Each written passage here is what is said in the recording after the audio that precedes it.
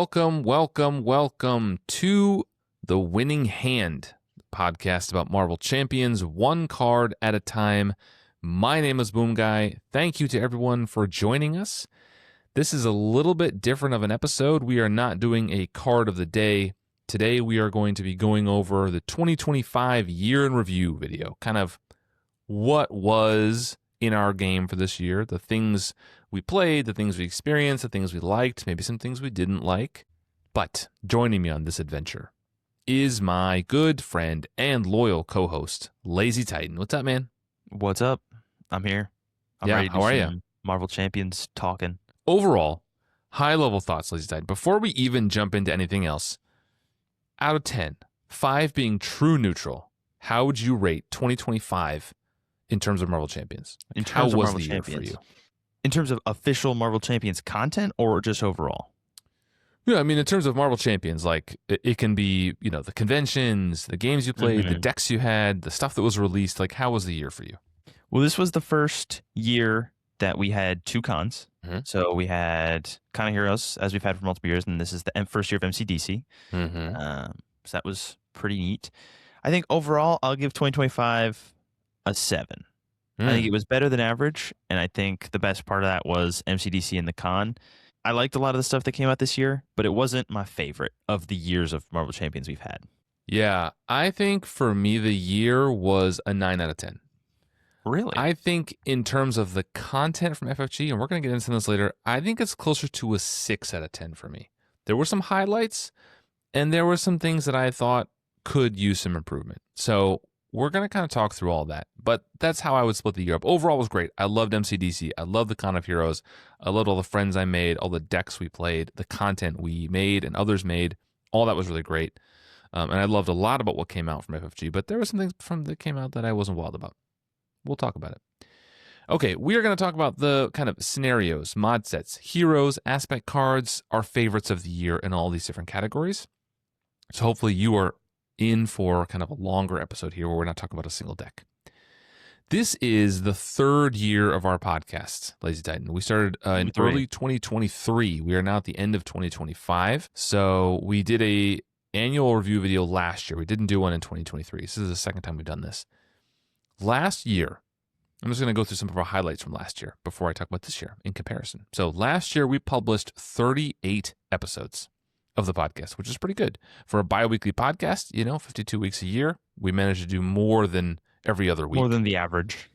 Yeah. We had 6 kind of non-mainline episodes. That is to say, they weren't about cards. They were about other stuff. And we had 5 episodes that were on YouTube only. We lost one host, which was Keiko, the original third wheel, and we gained another one, Lethus, who we'll mention in a minute. We interviewed 3 designers, and we revealed 3 different cards for FFG. We had official reveals for FFG for 3 cards, and we had 9 guests on to talk about cards, which is pretty good. This year, 2025, we published 56 episodes as a Titan. A bi-weekly podcast published 56 times. That means we posted more episodes than there are weeks in the year, which means for a bi-weekly podcast, we have posted more than once a week. That's true. So arguably not a bi-weekly podcast. Yeah, maybe not. Who knows? So episode 55 was the first Winning Hand episode of 2025, and 85 was the last one. This will be 85.5. We did 9 episodes of the All Hands on Decks series, which you were not a part of, but they're published on the channel. We did 5 reveal episodes with FFG. We had 4 with FFG, and 1 with the Con of Heroes. So we did reveals for Agents of S.H.I.E.L.D, Shuri, Falcon, Hulkling, and then we did episode 61.7 was some Carnage custom content reveals for the Con of Heroes with Kennedy Hawk. We did 4 gameplay videos, or I did 4 gameplay videos. We did 3 interviews, 2 panel interviews for Con of Heroes, and then we did an interview with Caleb. We lost 1 host, which was Lethus. He joined last year, and then he was gone this year. And then instead of a 3rd host, we have kind of a rotation. We got a lot of people coming in.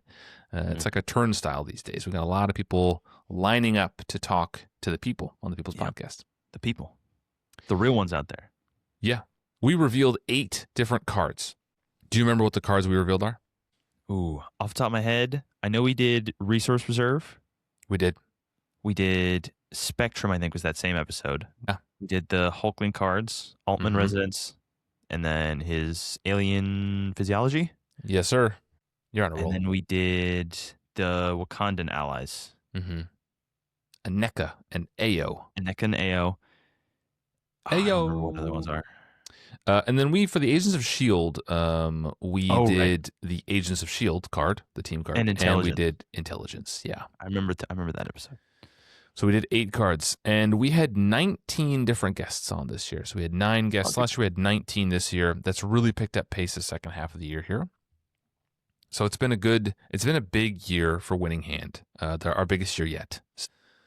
Just going from strength to strength. And, you didn't do all of that. Like, you didn't do the gameplay. You didn't do the all hands on decks. Some of that is just Boomguy is a crazy person and found time that he didn't know he had. Too much time. Got all kinds of stuff to do. Yeah. So, okay. So let's talk about before we get into the specifics, let's talk about some general themes of 2025. There was a lot of content released this year. I was surprised looking back on it. Like, obviously I knew everything that came out, but just like looking through it all, I realized there was a lot more than I maybe even remembered. So before we talk about specifically what was revealed, there were some themes that came out this year. So one of the first things I want to talk about is we have new art for the Energy, Genius, and Strength cards, right? Originally, we had the original 3 that everyone has 45 copies of. And then we had the Mutant Wave, which some kind of licensing issues, so we had different art for that. But then they announced that we were going to have new art for each new wave, which is kind of cool. What'd you think of that? That was pretty neat. We've only gotten to see one of those so far, but I think those are pretty cool. I'm looking forward to those. We have the Maria Hill ones. Yeah. But I think those are fun. I think that is a good way to just keep it a little spicy because we don't need 75 copies of Hulk and Thor and was it Strange? Doctor Strange, yeah. I think it's a little weird. I mean, I've said for a long time, I don't know why every hero doesn't have their own like Energy, Genius, and Strength. You know, if you work in the graphic design department, you already have the template built on your computer, and you have access to the whole art library. So, like, how hard would it be to just drop in 3 photos and publish them each time? Like, I don't know. If you're printing them new anyway and shipping them from China, like, I don't understand why you don't just print. Why each hero doesn't have its own stuff? You know what I mean? Yeah, it feels like just one more step to get there. Like, if we're already doing every wave, we might as well. But like all along, I feel like we could have had art for all the heroes. I don't know. It's weird. We also got new cards that combine the +1 stat cards with endurance. So they're called aggressive conditioning, defensive conditioning, and then there's presumably, I think Justice one was revealed already, whatever it's called. And then I'm assuming there'll be a leadership one too. Yeah. What'd you think of those cards? I thought they were cool. They kind of open the door for a lot of things. I think they're arguably like a little broken just because it lets you stack stats higher than you've ever been able to. And there's a lot more ways to use those stats now. You can get up to pretty high defense with like stop hitting yourself. You can now get up to pretty good numbers with anybody. If you start with 2, you automatically get to 4 before you start playing any defense cards. Also, they stack in the +1 hit points for the same cost. It lets you stack up hit points and your stats really high, which is, I think they're cool. I think it's a cool little thing to do to just like basically combine 2 cards we already have into a new thing. But I think we'll have to see how I think the thwart one will be the most breakable one. I think that one will go pretty crazy. Yeah, I'll be honest. I was pretty impressed with them when they first were announced. I have not used them a ton. I think the protection one is the one I use the most, but paying 3 for the aggressive conditioning just always feels a little expensive to me. You know, like combat training, I pay 2 for, and it doesn't really like combat training that much. Doesn't sound like that big of a difference, but I feel like paying 3 for it and it's another card, I just end up don't putting it in that often. I don't need the hit points that much. So it's one that I haven't used as much as I thought I would. And I certainly don't put both of them in a deck very often, unless I really need the basic attack to hit. So they're a bit of a mixed bag for me so far. I had them both in a Drax deck I did a while ago. Because the red Drax, like I said, that unlocked it unlocked red Drax, I think, in a way because it lets him get more hit points. Also, just this year, I'll add a lot of red cards, but it made it so that your attack was 8. So the 6 is the normal cap for Drax when you're in protection, but now you can go to 8 in aggression. So like you can actually get kind of a lot of damage in, which is like a break point that he didn't have before. And if you already have endurance, then he goes up to 20 hit points built in. You can throw a symbiote suit to get, so he's at 30 hit points, just wild, flat. Yeah. It gets kind of crazy, and that just like being able to stack all these things, because now you can play endurance and combat training and aggressive conditioning, which for a total of 6 costs gives you plus 6 hit points and plus 2 attack, which is a lot. Yeah. But it sets up combos and stuff like that you can just stack really high. I've found it easier to hit things like Dauntless and Protection without relying on Symbiote Suit.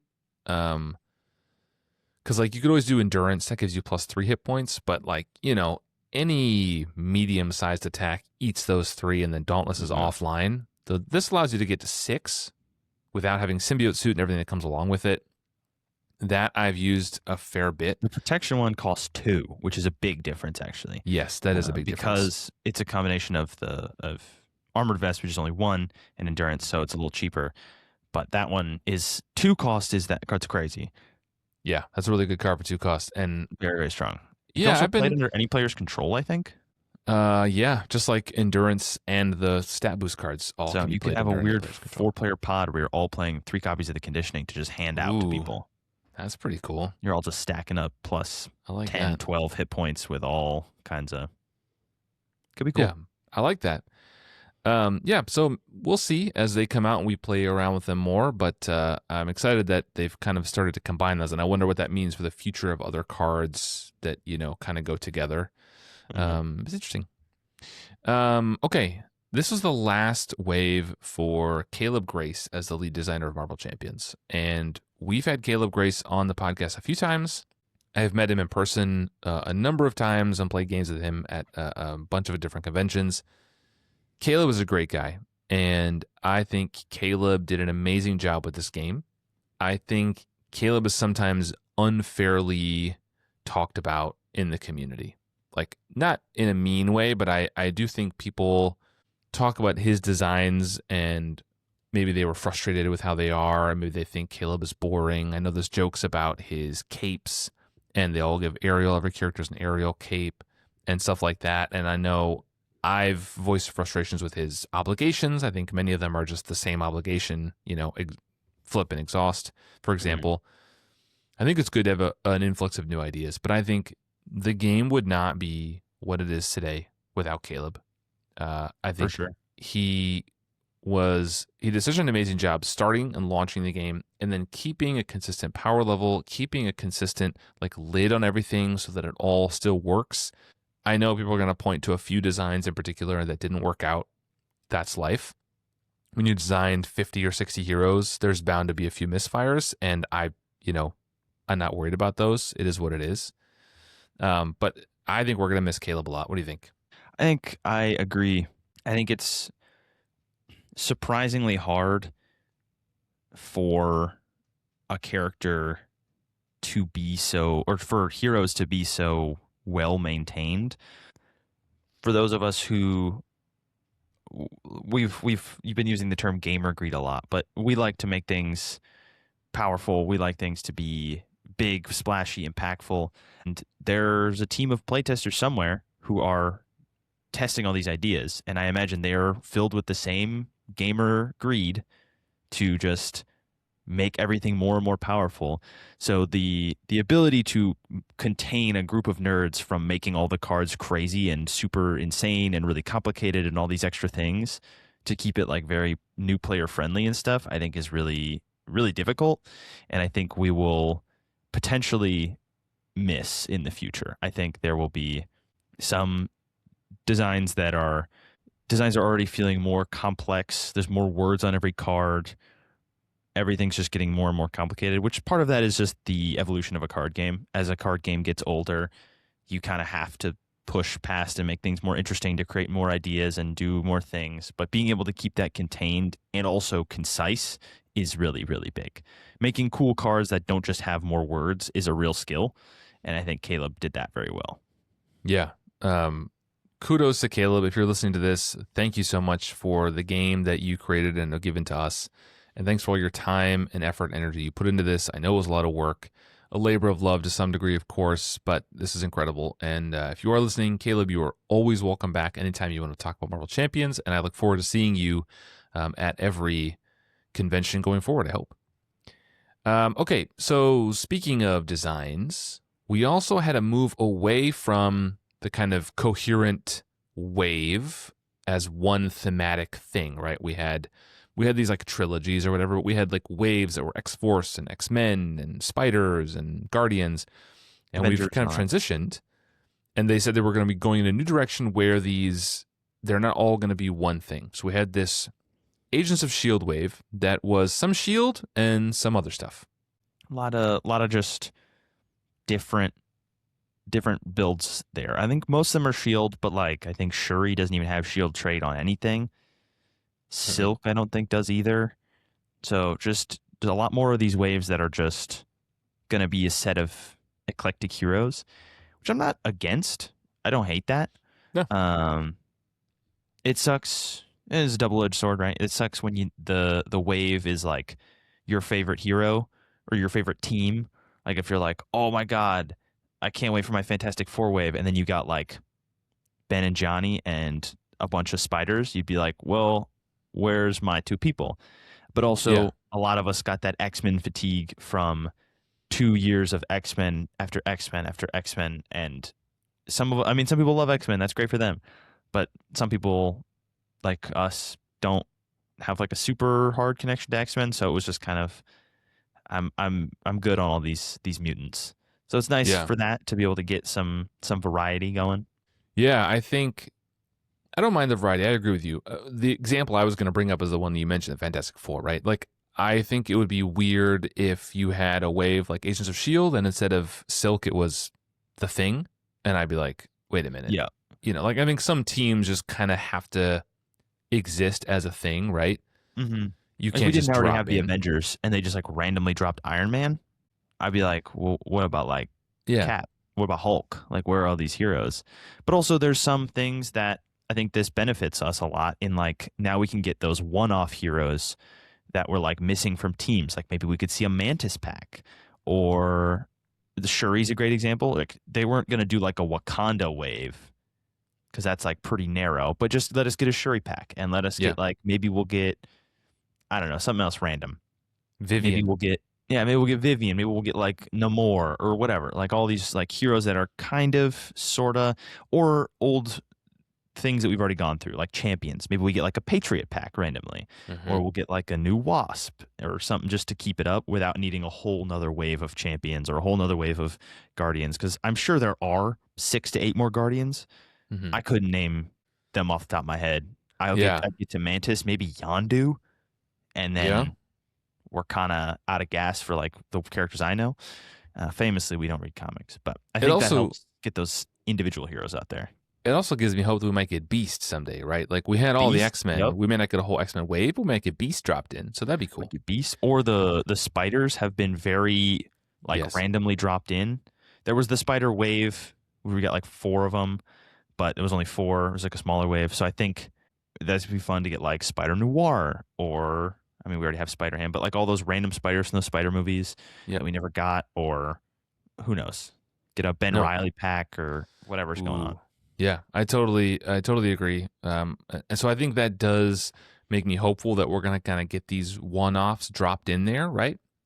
We don't have to wait for another X-Men wave to get Beast. We don't have to wait for a whole another champion wave to get Vivian, whatever. So I think I don't mind it. Definitely a few heroes that are people want, right? There's a few heroes that get missed along the way. It's just how it is. Yeah. Get everybody. Also, maybe get some more like, I don't know if they're going to do an Asgard wave, but I'd love another Asgard hero. Maybe get a Beta Ray Bill. Jane Foster. Maybe Jane Foster Thor. I don't know. Something like that. Throg. Cool. Loki. I would love a Throg hero. Pack. Get a Loki hero. Get a Throg pack. I think there's enough space to do a whole wave with Asgard, to be honest. I think there is, but I don't feel like it's super likely. No. So I feel like that's a good one to just kind of put in, just kind of mix in there. We do like another Avengers wave, and we get like a Jane Foster, and then we get I don't know, but like I think it opens up the design space for some some heroes that don't have their own wave ready to go, like Shuri. But now they did also say that that was going to happen. And then the next wave that they just announced is, of course, the Defenders, which is a whole one cohesive coherent team wave. Yeah. Yeah. So who knows? Who knows? Well, they said they were moving away from it. So this Mhm. one could have been in the works for who knows how long with the design process. True. But it could be cool. Okay, another big thing is mod sets. So we got a ton of mod sets, and we're going to mention at least and talk about some of them. We'll talk about all of them, or we will mention all of them and talk about some of them. But within that is the Thunderbolts, which was this whole like mod set package that we got. Right, there was a scenario that used those Thunderbolt mods very seriously within the campaign box, the first one that came out this year, and then they put one in the back of every hero pack. So you ended up getting a ton of these Thunderbolt mod sets, and I thought that was an interesting way to release them kind of all throughout the waves. You got a ton of mod sets. I wanted to kind of get your thoughts on what you thought about the Thunderbolts, how they were released, and just like the Thunderbolts individually, but then also, could we see this with other supervillain teams? I would love to see this in more supervillain teams. We've talked before how I think the Sinister Six scenario is cool, but often a little easy. And I think the Sinister Six are so iconic that I would take a Spider-Man box that was just the Sinister Six in order, like individually. Get a Kraven scenario, an Electro scenario, and a Doc Ock scenario. I think those are all. I think it's crazy that we haven't gotten Doc Ock and Kraven. We got a Spider box. And we got them all together, but I think I would love all those. But as we have them in 2 mod sets too, but I think that's a premium spot for the Thunderbolt style like super minions. Yeah, because Thunderbolts all have like 15 to 16 health. They're all real big, real nasty. So I think the Sinister Six are great for that.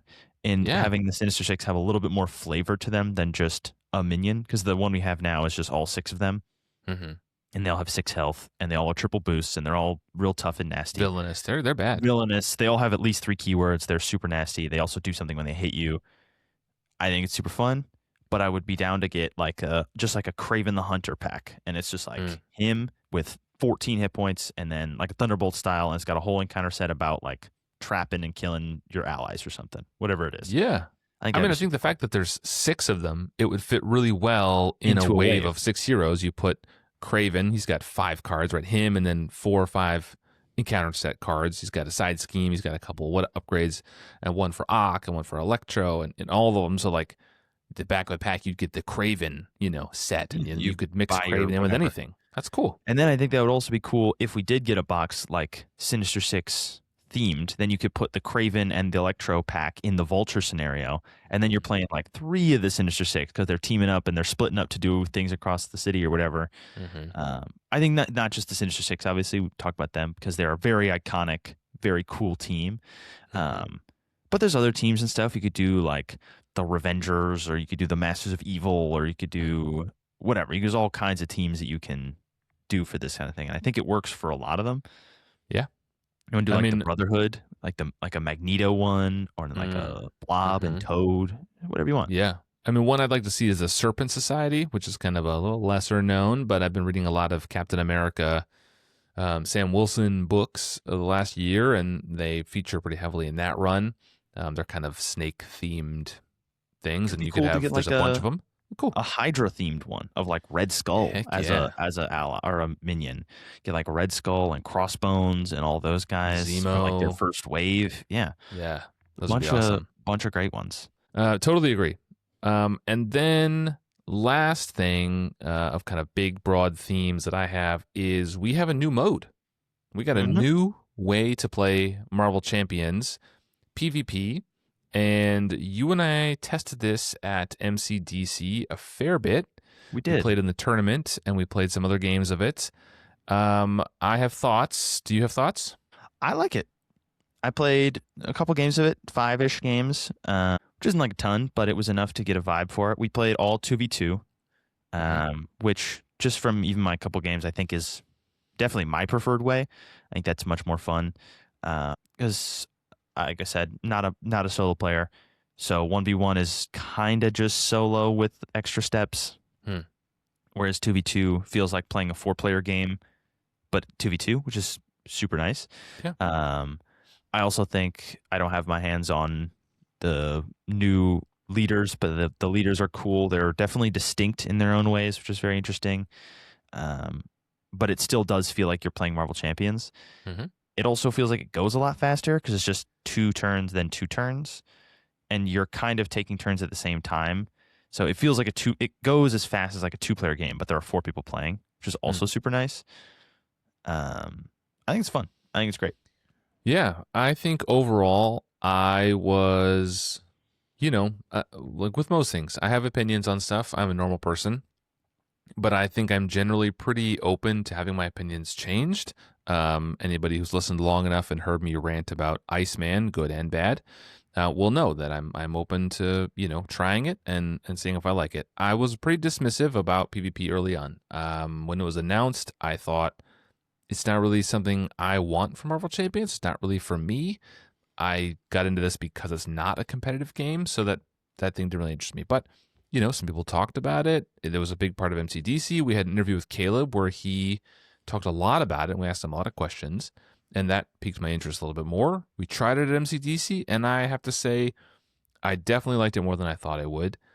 I still don't think it's going to be a regular thing for me. I don't think it's going to be something I do very often, and certainly not like competitively, like very seriously. I think it's going to be one of those things Me neither. where if I'm at an event and someone wants to play PvP, like I'll just play whatever deck I have, and we'll just kind of like have fun with it. I'm not going to like build a deck to beat somebody. I'm not going to build a encounter set to beat somebody. Like I don't care to get too deep into it. And some people are already getting too competitive for me. I'll just be honest on that one. There's some people who really want to dive into this competitive side, and I have no interest in doing that. But as a casual thing, once in a while, I think it's a fun little mode. To me, I think it's like campaign mode, right? Like I have the campaign mode. I play the campaigns probably once, usually, maybe a second time at some point.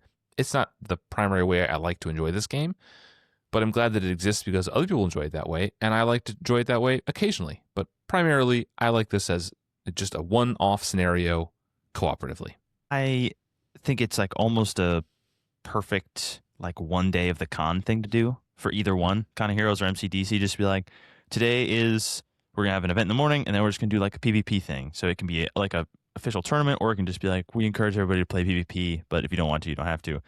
That's like the perfect time. That's when I would probably play it the most. It's just like a couple games at the con here and there, and then that's kind of it. But Yeah. I do think it's fun. I think it's cool. I like it a lot. Yeah. I liked it definitely better than I thought I would. Okay.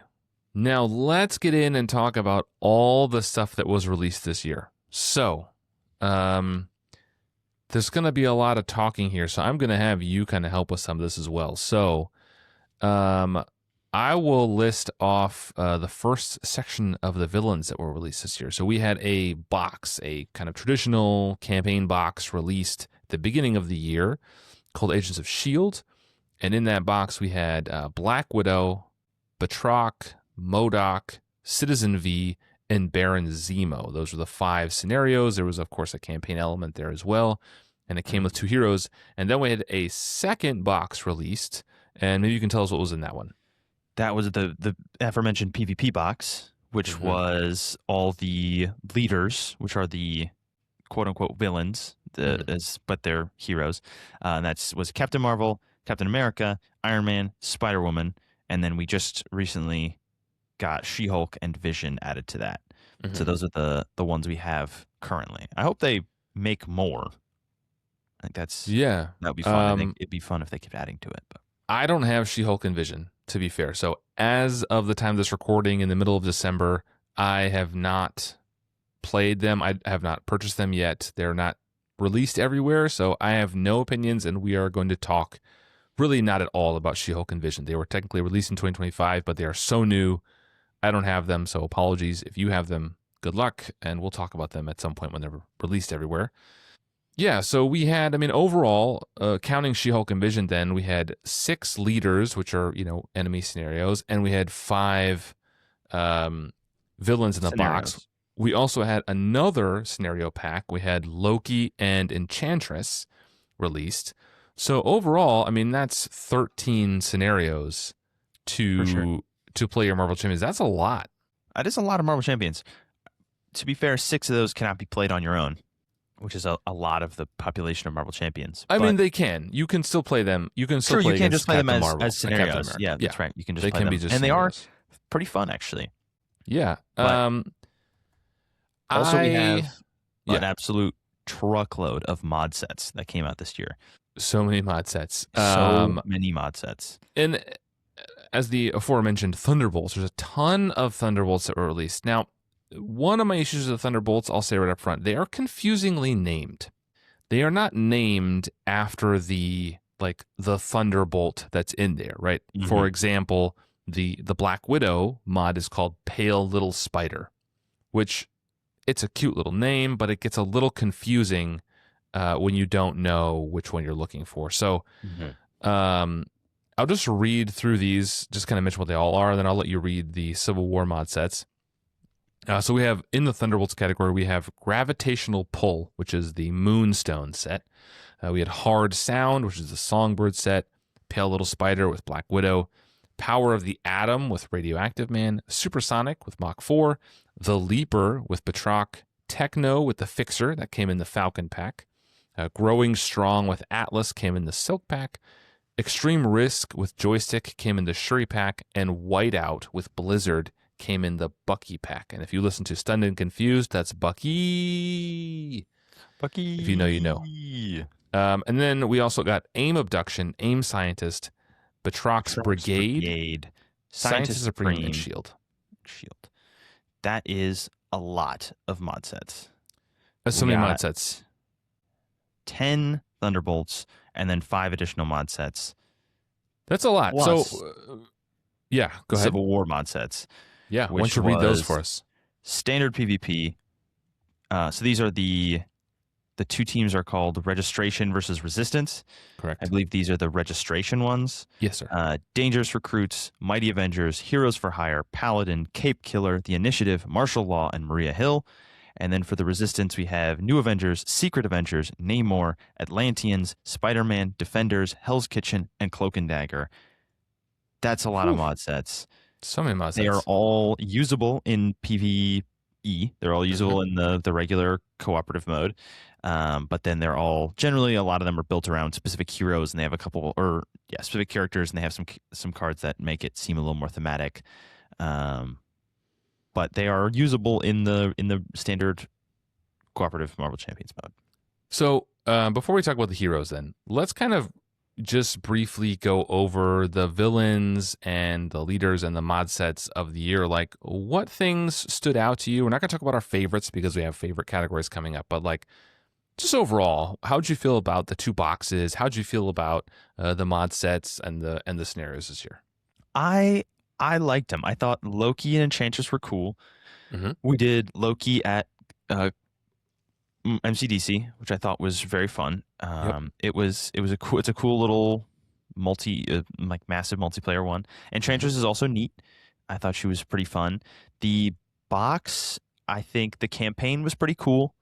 The issue that I had with it was generally the same issue I have with a lot of the boxes, which is that Zemo, who's the final scenario, is pretty tied to the campaign effect, and he has like his own gimmick that's part of the campaign, and they're not separatable, kind of like Loki with the Infinity Gauntlet. Yep. Like they're required to be in there, and it kind of makes it a little bit difficult to just pull it out and play Zemo, because you have to also get out these 3 people, and then you have to suspect them, and there's counters, and it's very built into his encounter set. Yep. So it like has its own thing, but it is hard to make. It's not super easy to set up. Whereas like Red Skull is pretty much completely separate from the campaign of that one. So you can just play Red Skull all the time, and people often do. Or like Ronan is not very tied to the campaign. So I don't love that. I'm going to just agree with you and jump in quick. That is my least favorite thing about this box. I don't like when campaign elements are like forced into the scenarios. You know, I think the Age of Apocalypse, or not the Next Evolution, had the same problem with the Hope Summers mod set that had to be included in every one. And I guess technically you can play without it. Like you can just make your own rules up as always, of course. But if you play the rules, like I don't like that Baron Zemo has to have the S.H.I.E.L.D. executive board. I don't like that I have to pull that out. It makes me less likely to play that, quite frankly, because I just want to play Baron Zemo, but instead I have to play some fraction of the campaign elements, and it just feels like it's unnecessary. And I just Boomguy's opinion, I don't love it. Feels like it could very much be integrated into the campaign book, and it could just say, set up this board, this is how it works. Yes.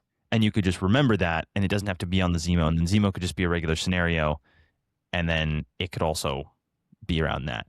Which is why, of that box, jumping a little bit ahead, one of my favorites is Black Widow, because she does not have many ties to it, and is just kind of very self-sufficient, which is very fun. Generally not a huge fan of like extra elements, especially allies in a scenario. So like MODOK has a bunch of free allies you get for doing things, kind of like Taskmaster. Batroc also does that, which I don't love. Thunderbolts, I think, is also one of the better scenarios in that one. I like that one a lot. And then for PvP, I've only played Spider-Woman in cooperative mode. But based on that and how I've played PvP, I think they would all be pretty fun. They're kind of neat little enemies that have the same abilities as the heroes do, so you kind of intuitively understand what they're trying to do. Cap has his shield, and every time you hit him with an attack, if it does a certain amount of damage, you get the shield back. But then also every time he hits you, he takes the shield back, and every time he gets the shield, he gets a tough card, and when he has it, you don't get to pierce him. Like, it's a very cool little mechanic. They all have interesting little stuff, and I think they're pretty fun. Yeah, the villains in the box, the Agents of S.H.I.E.L.D. box, I agree with you. I don't particularly enjoy the rescued, whatever they are, civilians in MODOK. Or those are in Batroc, and MODOK has like the mutants that you help. Mutants, yeah. I don't like those.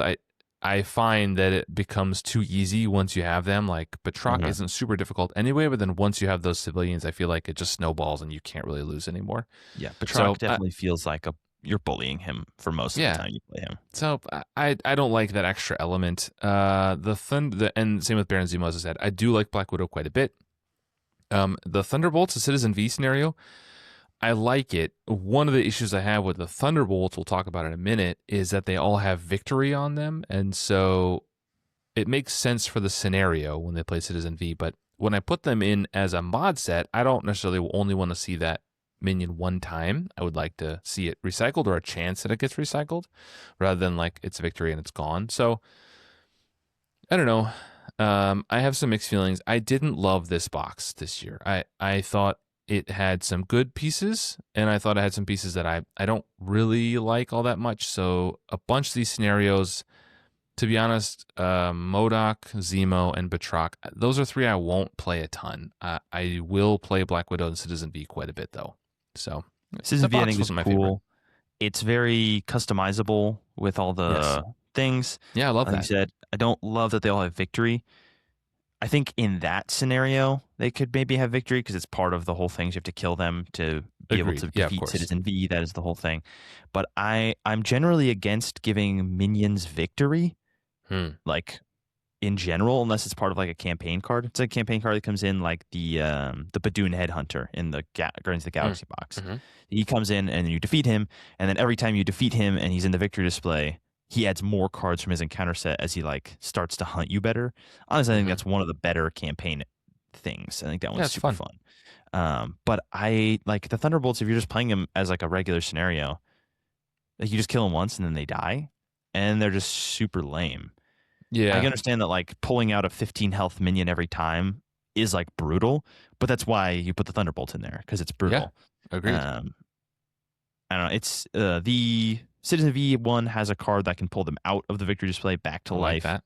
So that's fun. I just kind of wish all the cards in their encounter set that pulled them out of the victory display as well. I'm not in favor of just like adding an encounter set that does something really hard, but then just putting victory on it so you only have to deal with it one time. Yeah. I think that's kind of That's what I lame. don't love. I put a 5-card set in there. I see the minion one time, and then the rest it's just gone. So Yeah, that's not I super fun. think, and then for the leaders, you mentioned talking about them. I am a little mixed on them as well. I think the fact that they have all these interchangeable main schemes is cool. You can like mix it up, but I think it also leads them to feel a little bland for me. All those the main schemes they have just kind of feel really vanilla. I also, while I thought it was cool that they like copy the hero, right? Like Captain America, for example, has a shield. He has all the same cards basically that the hero Captain America has, and they have the same art and the same name, and like that's kind of cool. But it also means I've seen his cards a lot, and it doesn't like I haven't felt like I'm exploring a new villain or a new scenario. It just kind of feels like I'm playing the Captain America that I've had at my house for 5 or 6 years already. So I don't know, I have mixed feelings. I haven't loved these scenarios. I think they're fine. Some of them are a little more punishing than others. I I'll be honest, I don't see myself playing them a ton. Like maybe they're a nice change of pace here or there. They're pretty straightforward, so not super complicated, which is nice. So late night at a con, or just when I want to play a easy scenario to test or something, maybe they're there for that. But I haven't found a ton of challenge or like a lot to explore with them. They feel a little vanilla and straightforward to me. So I haven't loved them, unfortunately, to be a little negative there. They're cool, but they're not like some of the best scenarios of the year. Some not our favorite set of scenarios this year. There were some bangers in here, but they're But not all of them. there are a ton of great mod sets, and I'm not going to go through all these mod sets, but it came with a lot of mod sets. They are very samey, right? They're all the same number of cards. They all have like one minion minimum, one side scheme minimum, and like one treachery minimum because they have to be kind of close so that you can use them interchangeably for the PvP and still be kind of balanced and fair. Which is fine. But and that's fine. But I think there's a lot of fun things in there, a lot of cool characters that show up, and there's a lot of variety. So that I think was really good in the Civil War box. Okay, let's go through the heroes quickly before we get to our favorites. And I think we're going to spend a little more time talking about our favorites. So I'm kind of just going through our overall thoughts here. So in the Agents of S.H.I.E.L.D. box, we had two heroes, Nick Fury and Maria Hill. They are on the cover of the box. They were the box heroes. And then in that wave, we got Silk, Black Panther, who I will mostly refer to as Shuri. We got Falcon, who I will mostly refer to as Not Fun. Then we have Winter Soldier, Hulkling, and Tigra. And there are two more in this wave, but they are not out in 2025. So that is 8 heroes this year. So actually, we got a fair bit of content this year. We got 2 boxes, 2 scenario packs. We got 8 heroes. That's a lot. I mean, high level, how'd you feel about these heroes? Like, overall. Honestly, good, bad? I didn't love a few of them. I have played all of them. I like a lot of them, or I like a couple of them a lot. Falcon was a miss for me. Same. Maria Hill is fine. She's a little bit of a miss for me. Hulkling was a miss for me. Shuri, I have only played like once, but I'm getting more interested in. But the big ones were Nick, Bucky, and Tigra. And I liked Silk a lot too, actually. So about 50-50. Part of the theme of that we were talking about earlier was the switching up to be less thematic waves means that sometimes you'll just get some characters that you don't really care about, like Hulkling. I don't know who that is. I don't really have any interest in Hulkling. Tigra also, don't know who that is. She's kind of cool, but very random and just kind of out of nowhere. But like we got Nick Fury, and Nick Fury's great, and he's cool.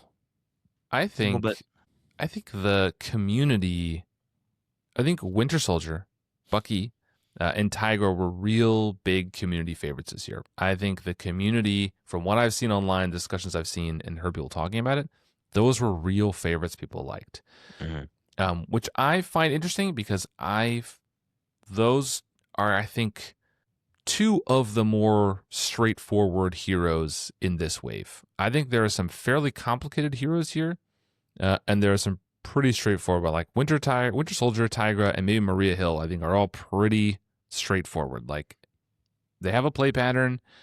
It's pretty easy to follow. You can just kind of jump in, slap some cards in there, and you're going to be good to go. There's some trickier ones. I think Nick and Silk, And then to some degree, Black Panther and Hulkling have like different paths to play, like Silk is more very weird. variety, I feel like, and a little more complicated, a little more thinky. And I don't see them talked about as much. But And Falcon I will exists. say 2 of these, and Falcon is a hero in this game. 2 of these I think are going to be in my top 10 overall heroes. I really, really love 2 of them. And then there's a couple that I think are going to be at the bottom for me. I know one of these is in my top 10 for sure. My number 2, I think, actually. 2 are in my top 10. I think 2 of them are going to end up in near the bottom for me. And then there's going to be a couple just kind of like in the middle, and in terms of my rankings, are like indistinguishable from 25 other heroes. Like they're just kind of there, and I'll play them sometimes. Average distribution of favorites is 8 things. You got 2 favorites, 2 least favorites, and 4 kind of somewhere in the middle. That's how it should be. That's pretty average. It's not exceptional. It's not super bad. So, like obviously we don't want to yuck anybody's yums. If you like Falcon and Hulkling and stuff, good for you. Not for us, but they're at least different. They're trying out different stuff. I think there's always going to be waves like that, right? Like, not every wave is going to be just banger after banger. Or they are, but just for different people, right? Like, I happen to love certain waves and don't love other waves. Still, to this day, Nebula lovers. There's Nebula stands out there. Nebula was kind of a miss for me in that wave. Yeah, same. I don't love her. She's interesting, but like Gamora and Nebula are fine. Groot, I don't love. I know you like Groot more. Love Groot. But there's still people to this day who they play Rocket Justice. They love it. Or people love Nebula. Or there's like crazy people out there who just love Drax. They just always talk about Drax. And like, that's what it is. I mean, I also say that last wave of mutants had Iceman and Jubilee and Nightcrawler and Magneto, like just banger after banger. So certain waves hit differently. So I'm definitely not trying to be negative here. I hope nobody thinks I'm being overly negative. I'm just being honest with my opinions. Some of them hit, some of them didn't hit for me. And if they didn't hit for me, I make light of the fact that Falcon was a huge disappointment for me. I was very excited for him as a character. He just has not hit the mark for me. And so I make a little joke about it. It's kind of a bit at this point. If you like Falcon, please continue to enjoy Falcon. I don't want to yuck anyone's yums or convince you otherwise. If you like him, awesome. Okay, now let's go into our favorites, LazyTitan. Favorites of the year. We are going to hit our favorites of the year. And here's where I think we're going to spend a little more time kind of talking through stuff. So the first category we're going to do is our favorite mod sets of the year. And I'll go first here. I have a couple of honorable mentions that I want to get out of the way before I mention my favorite mod set of the year. So my third favorite was Batrox's Brigade. I really like this mod set. I think it has a bunch of tricky minions in it that are, they all have effects that happen when they enter play that are nasty. They all do different things. They're not like super overpowering. They're only 4 or 5 hit points, but they really hit. They do, indirect damage, or they have piercing, or they do like 1 damage to all your characters when they enter play, which can be pretty devastating if you have tough cards or allies on their last hit point, for example. So they have all these things. The side scheme is rough, so they feel tricky without being like game warping. They're not like Sinister Six level. They're not Thunderbolts level, but they're tricky, and I really like that. My close second for me is Maria Hill. Coming in with Retaliate 2 and Life Model Decoy is nasty. So like you can't just hit her once and kill her. You're gonna get that Retaliate 2 minimum once, and that's cool. I think she's tricky. She's one that you want to get out, like off the board as soon as she comes out under the table. So it's a fun mod to put in. But my favorite of the year is Whiteout, and that's a Thunderbolt mod set. It uses the Blizzard is the minion, who has 15 hit points or whatever, and it came with Bucky. Bucky. If you know, you know. I really love the side scheme that comes with him. Slippery Conditions, which means when an ally enters play, you exhaust it. I think that's really fun.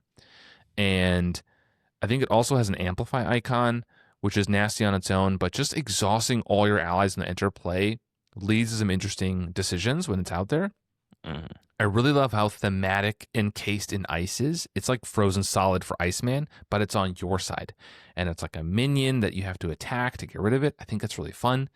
And then, of course, every time he attacks, he stuns. So, and he's got 15 hit points. So trying to figure out how to get around that is really interesting because he's stunning you and then you can't get rid of your encased in ice because you have to And he's attack it. villainous too, right? Yeah. He's 2/2 with villainous or something. He's 1/2, I think. 1/2, but the Thunderbolts are nasty. Yeah. So Whiteout is cool. He's one of the more memorable ones, I think, for sure. He's my favorite. He was the last one released. He's my favorite. Often I house rule it. If I put him into a game, I will house rule he doesn't have victory. So just like, shuffle him in, and if he comes back out again, that's cool.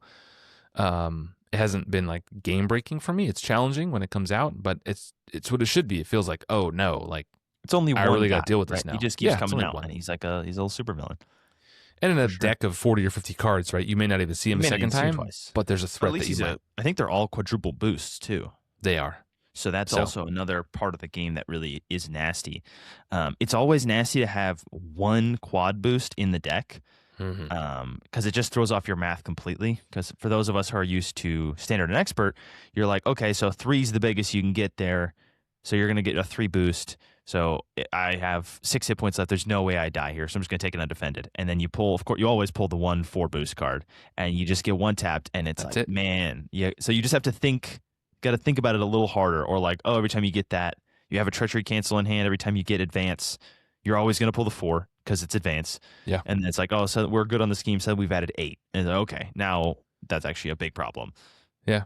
And then before you know it, Pete Hegseth doesn't even get the chance to double tap you. You just get the 4 boost and you're done. You get the 4 boost and you're over. Okay, so that was mine. So, LazyTitan, why don't you tell me what is your mod set of the year? I have 2, so I'll go in the same order you did, of lowest to highest. I think my second favorite is also a Thunderbolt, which is the Techno set, which is the Fixer. Is the Thunderbolt in question. And honestly, pretty much just for the art. He's just a super cool like machine guy. He's all black and red. He's very cool, and he's all about upgrading himself. So he has his other set, all the cards in his set are mostly upgrades, and they attach to him. And I think he's a 2/1 or a 2/2 with villainous, and he's got like he's got lower hit points than the rest of them. He's got 13 or 14. But all these upgrades give him like retaliate and +1 thwart, and all they stack on top of him. So as soon as he comes out, he brings 1 on himself, I think, and then they just keep stacking on top of him. And he's a really cool like Voltron minion, which is fun. But I think also mostly he just looks really cool, and I like the way he works. Yeah, and he has a jetpack and all. Yeah, that's a good call. He's got all kinds of crazy stuff. My favorite of the year is from the Civil War box, and that is Spider-Man. Ooh. I think Spider-Man is sick. Every time I've played PvP, I've usually been playing as Registration. So I'm playing against the Resistance, which means Spider-Man is in the deck. And Spider-Man is sweet. He has 4 cards. It's a very small encounter set. But his big one, I think it's called Webbed Up, is his big one. Tangled Up, that's the one. And his whole set is built around Tangled Up. So Spider-Man the ally pulls out Tangled Up and puts it on you, which is basically a Webbed Up. It stuns you, or you put it like blocks the next activation you'll do. In PvP, it blocks the next activation that your leader would do. So if whatever your other team is facing, that person will get stunned. So it's like a stun for them, which is cool. But in a normal PvE game, he will stun you. He comes in, and then he's got 4 hit points. He's a 2/2. He's kind of nasty. And then also you can just draw it as a card. And then I think the 2 treacheries that he has also pull it out. So it's all about just stunning you over again.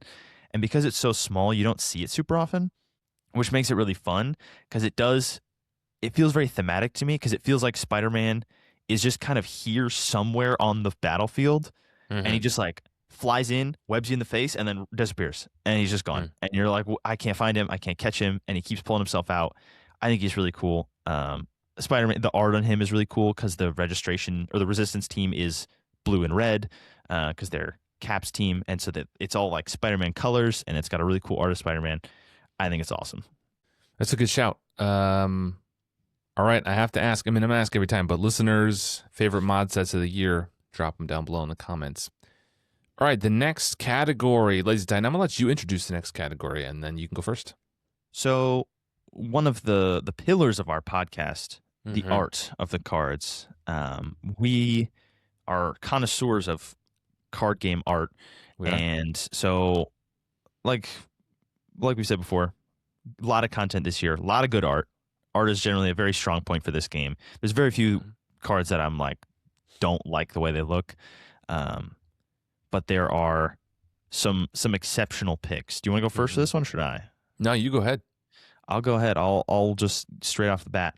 I will say Boomguy stole my number one, and is I feel like the obvious answer to the question of best art of the year. There is one correct answer. There is one correct answer, but I didn't want to double up. I let him have it. So my pick was the Winter Mask for Bucky. If you know, you know. Yep. But the Winter Mask is awesome. It is Bucky with his famous like silver mask on his face in like the rain, but there's like a red light above him, so it's all like diffused throughout the rain. So it's all this red light, and he's just kind of like hovering over the perspective, and he looks like he just like basically beat you up and is like looking over your body. It's super cool. It's also really cheap and really good, so you play it a lot, so you get to look at it a lot. I think it's the best in his set for sure. It's my second favorite of the year. I love it a lot. It looks like the scene from Civil War with a flashback of Tony watching Bucky like ice his parents. It just looks like someone having a flashback to the Winter Soldier, like knocking him out and stealing whatever they were guarding and then leaving. It's super cool. I love that card. I have a couple of honorable mentions as usual here. I wanted to mention the Taunt reprint, which we did a whole episode on Taunt, and I thought the art was quite good. It was Jubilee throwing sparkles at Juggernaut, I think. Quite good. Sabretooth, thank you. This one is way better. It's Captain America doing like a cartwheel on a battlefield. It's incredible. It's super this cool. Art is amazing. In his like prime, taunting Nazis, jumping just over like, Nazis, doing cartwheels. It's this cool them. like orangey light over everything, because like clearly it's like nighttime. There's like lit by fires and like lights from the battle. It's super cool. He's just doing some like goofy 1940s comics, like cartwheels over some Nazis. It's awesome. Yeah. So that's a good one. Another one is Nick Fury's Obligation Discovered. I really love the art on that. Every time I pull it, I'm like, first of all, it's terrible. But second of all, like you just feel like, the art, get him in the light. Really good. And the last one I'll do is Aerial Recon for Falcon. It's like looks like a drone shot of like Falcon and Red Wing flying over Harlem, and they're like silhouetted against the city. Incredible art. Love it. So there's a couple of shout outs there. Big fan there. But my number one has to be Secret Agent from Nick Fury, the 2-cost upgrade. The like Technicolor 60s vibe, and it also, this kind of same vibe appears in his flying car, but I think this one's better. His green suit, he's got this like teal shirt with a matching tie, and there's like colors behind him. It looks amazing. Nick Fury in like a psychedelic 60s spy suit. It's so cool. He's got the eye patch. He's got the teal suit. It's like all pink Technicolor background. Yeah.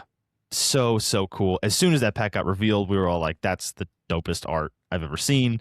Yeah. It's so cool. It's awesome. I mean, I wish that art style was through his whole pack. Then it wouldn't stand out as much, but it's so good. It's so cool. Okay. So that is our favorite art of the year. Viewers, listeners, leave a comment. I will also say, honorable mention for me is Alter Ego Nick Fury, Surfing Nick. Pretty cool. Surfing Nick. Yeah, Surfing that's a Nick pretty is good a one classic. too. Nick has really good art. Maybe we'll talk more about it later. Okay, our favorite Nemesis of the year. I'll introduce this one. So, favorite Nemesis minion, which is mostly focusing on the minion, but I guess it kind of encompasses the whole Nemesis set. For me, there was one clear answer, and it is Orion from Nick Fury. I think Orion is awesome. He's really tricky. And I was going to, let me look him up here. So he is a 2-attack, 2-scheme, 6 health minion with toughness. and he can have any number of tough cards. And he has a forced response that says after he takes any amount of damage, give him a tough card. He's a triple boost as well. So this whole ability means he's very difficult to kill. Like, you have to break his tough card without piercing because you want to pop the tough card, and then you have to kill him in one shot, basically, which is 6 damage. It's a fair bit. Which Nick doesn't have a ton of access to. Nick doesn't have a big attack event that does like 7 or 8 damage like a lot of heroes do. So he actually struggles to do that quite a bit. And he also doesn't have a ton of access to piercing. Nope. So it creates this really interesting, like, you have to deal with him in a way. He does what I think Nemesis minions should do, which is specifically screw the player, the character they are designed to be the Nemesis for. I think sometimes Nemesis minions are just like nasty minions, and it's like fine. But like stuff, you see stuff like Drax's Nemesis, who's just like a 5 health guy, and Drax can get to 5 health with his base attack, and it's like, sure, I just get this nerd who I can punch. Yeah. But like specifically stuff like the Green Gobbler, who just like ruins your whole economy, or like Dark Phoenix is the obvious one because she's so expensive. But there's a lot of sets that are specifically very hurtful to that character, and I think Orion is a good version of that. Yeah, he has another minion called the Leviathan Soldier, which is a 2-attack 0 scheme, but after it schemes, it deals a damage, so that specifically interacts with Nick's, form, right? He's going to scheme, and so he's going to hit you for damage anyway. As does Orion's ability, because it forces you to attack multiple times. Yes. And which means you have to attack and flip out of your stealth suit, which is generally where Nick wants to be. So you have to reveal yourself to fight him, which is also very difficult. And then he has the Acquire Infinity Formula side scheme, which has a starting threat of 5 and has a force response. After Nick Fury takes any amount of damage, give Orion a tough card. And if Orion is not in play, find him and put him in play, engage with the Nick Fury player.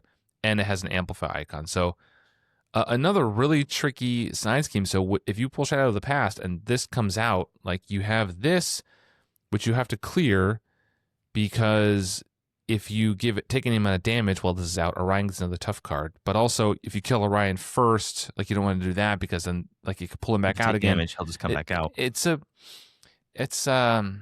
his really Leviathan soldiers also hit you. So either way, they attack you, so you'll take a couple damage. Then he's stacking tough cards. He's very fun. Yeah. I also love, like talk about the Thunderbolts. I love a nasty minion whose encounter set is revolved around bringing them back out. Yeah, because there's some encounter sets where it's like, you just get, I don't know, whatever, and then you pull a card that says attach this to this character. If you can't, it surges. And you're just like, oh, okay, so I already killed Craven or whoever it is. It doesn't. There's a bunch of them. It's like, yeah, I already killed the Badoon Headhunter, so I guess this does nothing.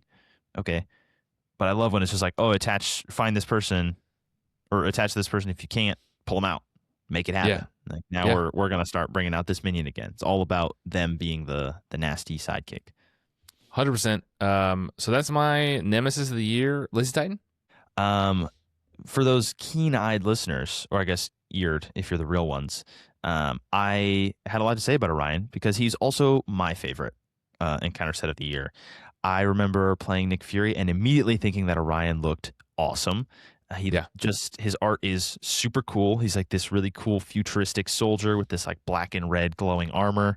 Classic stuff. Super cool. I think his encounter set is really interesting. I think, like I said, he interacts in my favorite way that Nemesis minions do, which is just screwing up the person who you're engaged with. Like Loki for Thor is really hard to kill, which is bad for Thor because he wants to pull minions out and get him back. That's great.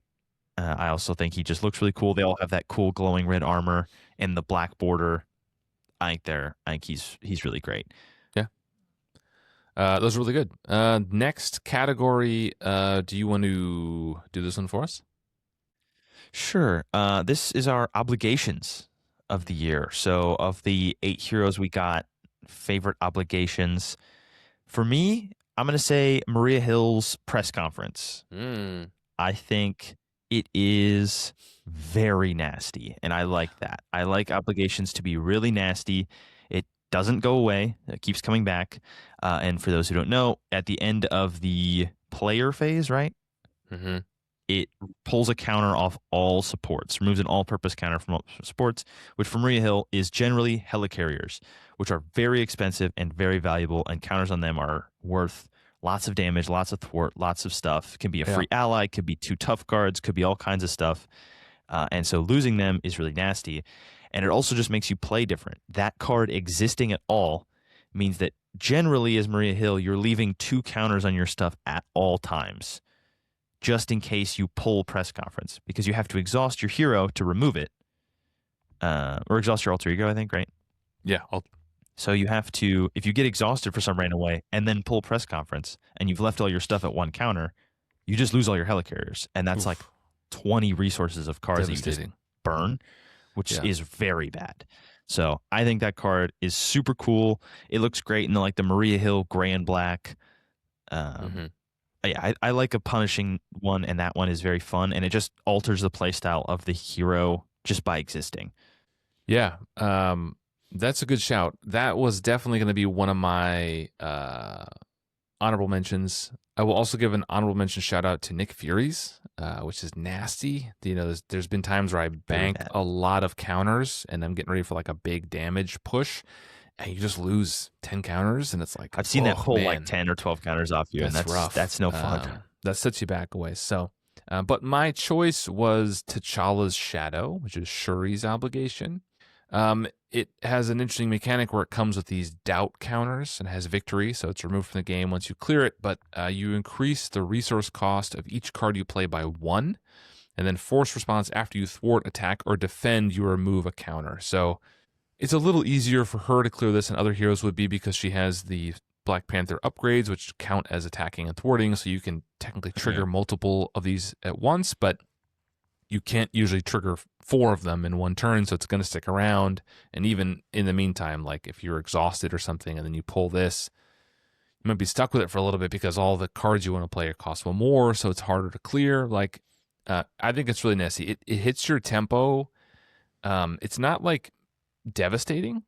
It's punishing, and it pushes your tempo and like punishes you and sets you back, but isn't like it's not like you can't overcome it. And it's more interesting than, flip down and exhaust. And Nick Fury's, like I mentioned, sometimes is way too punishing, and sometimes is like, oh, like I lose a counter, whatever. I don't care, but Shuri's is never, oh, I don't care. So Shuri's is never, you don't care, because it stays out there. Yeah. And I also like that it's slowing the tempo down hurts her specifically, like even more, because she's a very setup heavy hero. You're spending a lot of time setting up, and then if you draw this early, your setup stuff is way more expensive, and so it becomes really hard to start playing cards. And if you find this late, it just slows down all the turn that you get to turn on all your, like, start firing all cylinders because you've set up all your stuff. This is like delays that by a turn, which can sometimes be a big deal if you're in like towards the end of the game, or you're in that point where you're about to turn the corner and it like forces you back a turn. I think hers is pretty good. I like that one a lot. So those are both good. Now we're gonna hit. I'm gonna let you do this one. Team up cards. We got a lot of team up cards this year. So why don't you introduce this one for us? Team up cards. We got Super Soldiers for Bucky and Cap. We got Winter Widow, Soldier, Spy. Yes, that is the whole name of the card, which is the Black Widow and Bucky team up card. We got Investigative Journalism, which is an alter ego only one for Spider-Man and Silk, Spider-Man Peter Parker. We got Heart of the Panther for Black Panther and Black Panther. And then we got Super Spies for Nick and Maria Hill. That is a lot of them, actually. I feel like we haven't gotten a team-up card in a while. We haven't gotten that many in a while. I haven't gotten that many. That's a lot. I picked my favorite. I said Winter Widow, Soldier, Spy, because I think it's very cool. It fits them both very well. It's an attack card that it's 2 costs, it does 4 damage, and pulls a preparation out of your discard pile into play, which is super good. Because if you're playing Black Widow, she wants preparations, and she's got some 2-cost preparations like the grappling hook, which cancels treacheries. And also she has an attack card, but it's like kind of fine. So another good attack card for her helps her keep tempo. And Bucky also has a good preparation that costs 2, and you can add more in. But he also interacts a lot with attack events and can boost it up to 5 damage with his own thing. It can kill a minion, which then thwarts for 2. It fits both their kits very well. It's also cheap and low to the ground, which means it's not a ton of buildup. And both of those heroes have the other as their ally.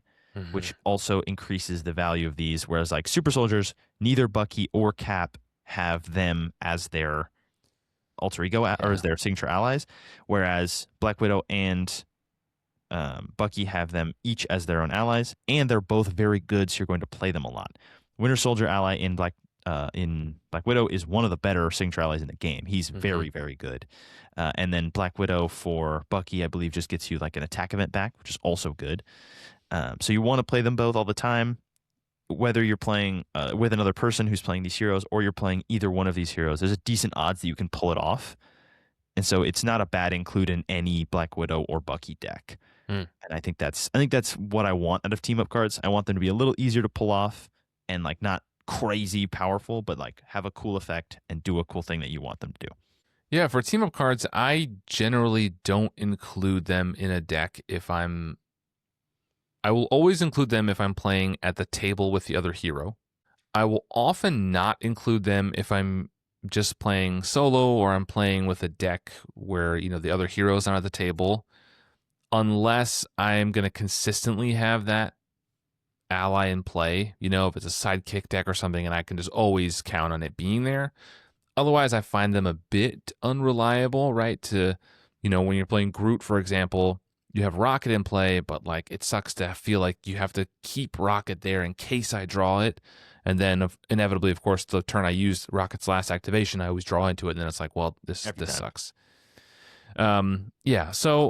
But I do like a good team up card. I think they're really fun. They're a really fun thematic thing that really enforces the theme of this game really well. So for me, I did not pick that one. I picked Heart of the Panther, which is a 2-cost event, Wakanda traded for Black Panther and Black Panther.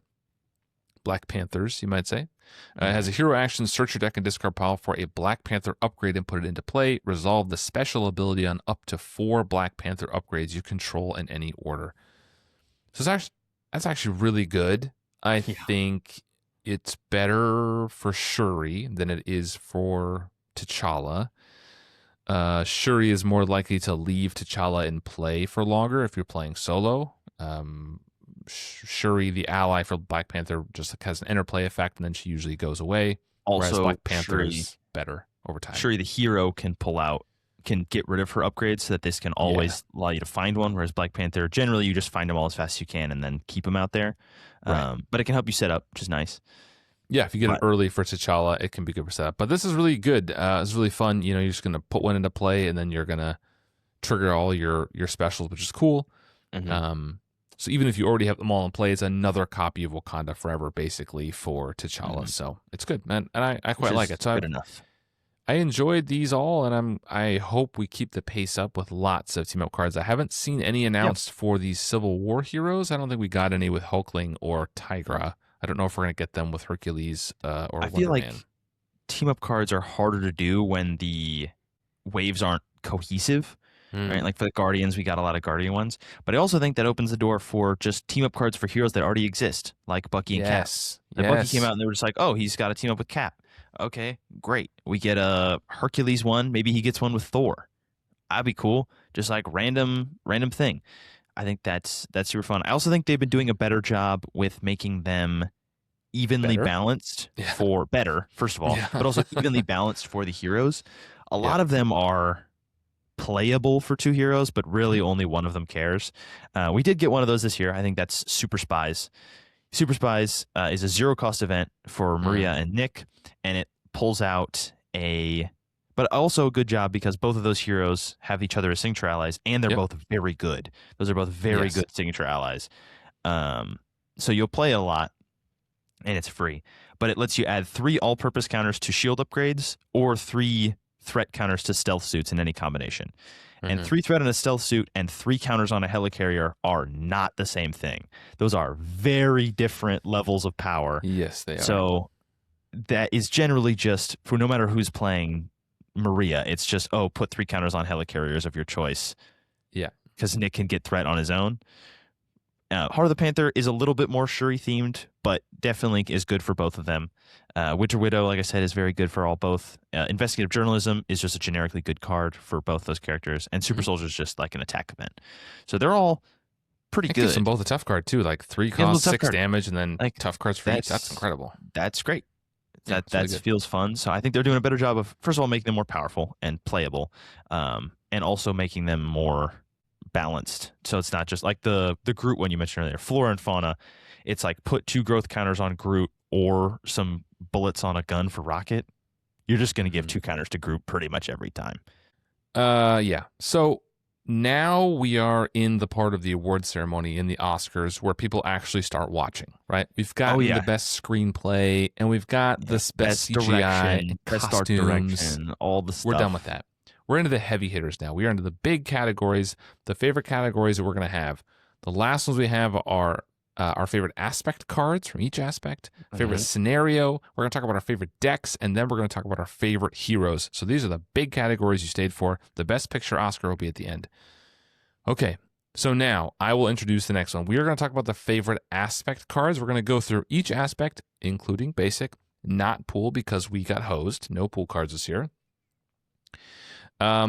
And we're going to start with aggression. We're just going to go in alphabetical order. So aggression, we're going to go through these a little bit quickly so this episode doesn't go forever. My favorite aggression card of the year, I have a couple I want to talk about that are honorable mentions as always. So Man on the Wall is an honorable mention for me. I think Man on the Wall is a really, really fun card. I think it is a fun resource generator that is limited enough. There's only a few characters that can use it. So I don't mind that it's potentially very, very strong. And there's no way to cheat it into play. You can't build support it. You can't superpower training it. So I like that you can only use it if you're a soldier. That's a really fun card. Air Cover, another really fun card. It pulls out an upgrade that can go on a minion. It can make a lot of those. Minion build a little smoother when you need an upgrade attached. So that's fun. You search your discard pile, I think, for an upgrade, so you can't like use it on Frostbite or whatever. But it's a fun card. But my favorite card of the year, easily favorite aggression card, was Firepower. I think Firepower is an easy choice for a lot of people. Firepower is an incredible card.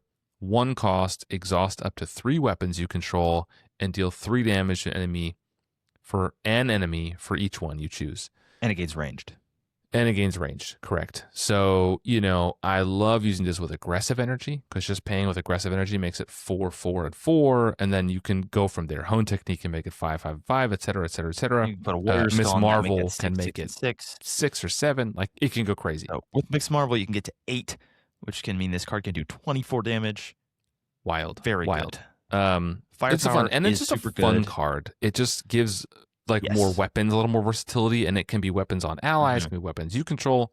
I just published a Venom Firepower deck recently, which is not the first one to do that, but super fun. Had a ton of fun with that. Very cool. Yeah, Firepower is great. LazyTitan, Firepower is awesome. What do you think? Your aggression card of the year. Honorable mention is Aggressive Conditioning. I like it. Talked about earlier how I think it's potentially a little busted, and I think that's if it's going to be for an aspect, I'd prefer that it's mine. Amen. And Aggressive Conditioning boosts those attacks for all those allies or all of those heroes. For those of you who haven't listened to the podcast very much, I love me a good ready and do a thing hero quite a bit. Drax is my all-time favorite, and that just is great for all those heroes. It makes Quicksilver really good. It makes Drax really good. It makes Nova really good. Now Nova can get to 3 attack, which is pretty wild, and he keeps readying himself. And then Drax can get to 8 now. I built a Drax deck a while back that was all about using him in aggression, which is really strong. And then... And he has 2 weapons that can be. And he has 2 weapons built in that can be used for Firepower. Firepower is another honorable mention for me. Card's awesome. Super good.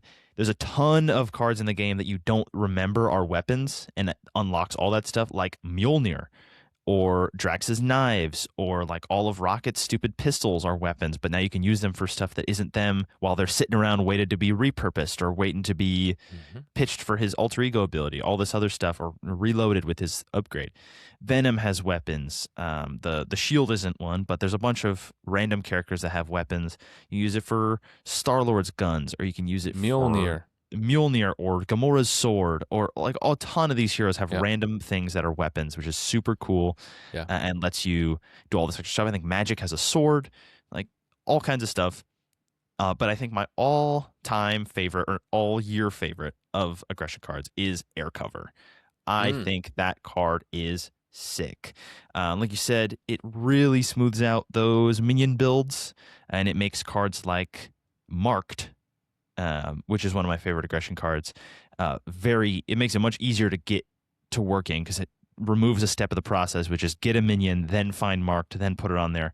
Air Cover just means you put it out there and it sets it up. Also a tech, which matters for certain heroes like Iron Man, which is really cool. Or you can use stuff like Gemma or Leo Fitz to find them. Super cool. Love that card. It has 2 or 3 counters, lets you get a bunch of stuff, and it has been a mainstay of my aggression decks this year. Mm-hmm. Yeah, really good. Really good card. Okay, so going alphabetically, the next one is Basic. Again, I got a couple honorable mentions. A recent release is Iron Lad. I think Iron Lad is a really fun ally who exhausts another Avenger and uses their power. So there's ways to use allies without incurring the consequential damage. I haven't quite figured out the perfect way to use him yet, but it's a really fun idea, and it's got my brain working a little bit. We also got the Dora Milaje package, which I don't love. I think it's a little too slow for me. It takes up a lot of your ally slots or all of them.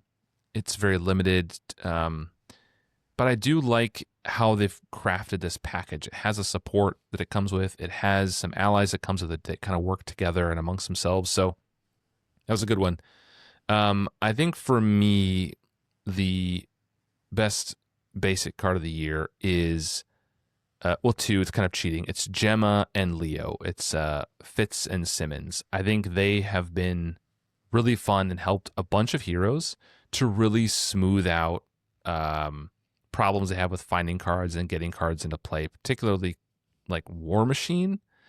But it also works on Rocket. It works in a number of heroes. I think Gemma and Leo they're not your shield are a really fun package. Yeah. Mm-hmm. If you're shield, they're cheap.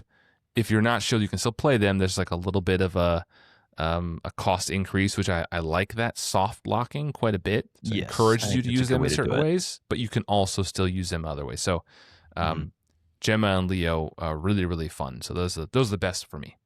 What about you? Very, very fun. Also works with Air Cover because that's a tech. So another reason why I like that card so much. I would say for sure, like you said, honorable mention is Gemma and Leo. Great package. Love those cards. Fits into a lot of heroes that we like. But my pick for the year is Practiced Plan. Ooh. Similar vibe. It's basically just 0 cost preparation. When you would discard a preparation, discard this one instead. Pretty simple. Basically lets you keep a preparation around. But that I think is super cool because preparations are a card type for those longtime listeners that we have been asking for more of for a long time. And we finally got them with this Agents of S.H.I.E.L.D. box. But Black Widow had very limited options for a long time. Now she's got all these new things she can do, all these new Justice ones, all these new Aggression ones, all this kind of stuff that's really cool. And her own built-in ones. So Practice Plan lets you keep those around. Bucky's got his own preparation now that lets him keep stuff around. Nick has his own preparations. So does Maria. So the heroes are getting more preparations. We're getting more options. And so Practice Plan just becomes a way to keep out these really good cards that we like without having to pay for them a second time. So this lets you pay 0 to basically get another activation of Grappling Hook or Life Model Decoy or all this stuff that you have, which I think is really fun. Yeah, 100%. And it still triggers Black Widow's ability, both sides. Because it's Justice. And Nick's Super Spy. Yes. Justice. I have a couple of honorable mentions. Quip is one. It's a Web Warrior card. Deal damage to a Web Warrior. Confuse a couple of enemies. That's fun. It's basically the confused version of, was it Thwip Thwip or whatever that one's called? Thwip, yeah. And then Infiltration. Some hotness that came out this year. You pick a number 1 to 5, basically discard that many cards. You thwart as much as you chose. You discard the same number of cards, and you get the first minion engaged with you that comes out. So it's a little bit of a counter deck. Yes, not from your hand. Oh, sorry. Yes, because that's She-Hulk's card, and that card's famously bad. But yeah, so Infiltration is fun. It's a little bit of a lottery. It's like a backwards cryokinetic perception. Like you might get something bad. It's cool. But my Justice card of the year is the Raft. I think the raft is super, super fun. I love I love the theme of it, of locking these criminals away, but then if there's too many in there, then they escape essentially. You do yourself one as a counter card. The raft has a lot of uses in a lot of different decks. Really, really fun card. So the raft is my favorite Justice card of the year. Honorable mention, I also will say the raft. It's super cool. It's awesome. It unlocks a ton of neat stuff. Also, infiltration, very good card. I'm a little bit salty that arguably the best way to get minions is not in red, but that's okay. Fair. But my pick of the year is Informant, which is a preparation. I believe it costs 1, which is the next time a minion would scheme, it adds that, or it removes that much threat instead, which is very cool. That's very cool. It is like that psionic card that's locked to psionics in Justice, which no one ever plays because it's for 2 heroes. But it is very fun. Another preparation, which I like. I'm a big preparation kick this year. Yeah. But I think it's super fun because it allows you to build around stuff, especially now we have a lot more ways to pull out minions, especially in Justice as well with infiltration. So now that you can more reliably pull minions with things like the raft or infiltration, you can now kind of stack your raft with all the most powerful or the highest scheme minions, so you can pull them out more. If you're playing Nick, they're going to attack you and auto scheme. Playing Hulkling can do that too. It helps you flip down in Justice, which is often very important. It boosts that kind of alter ego style.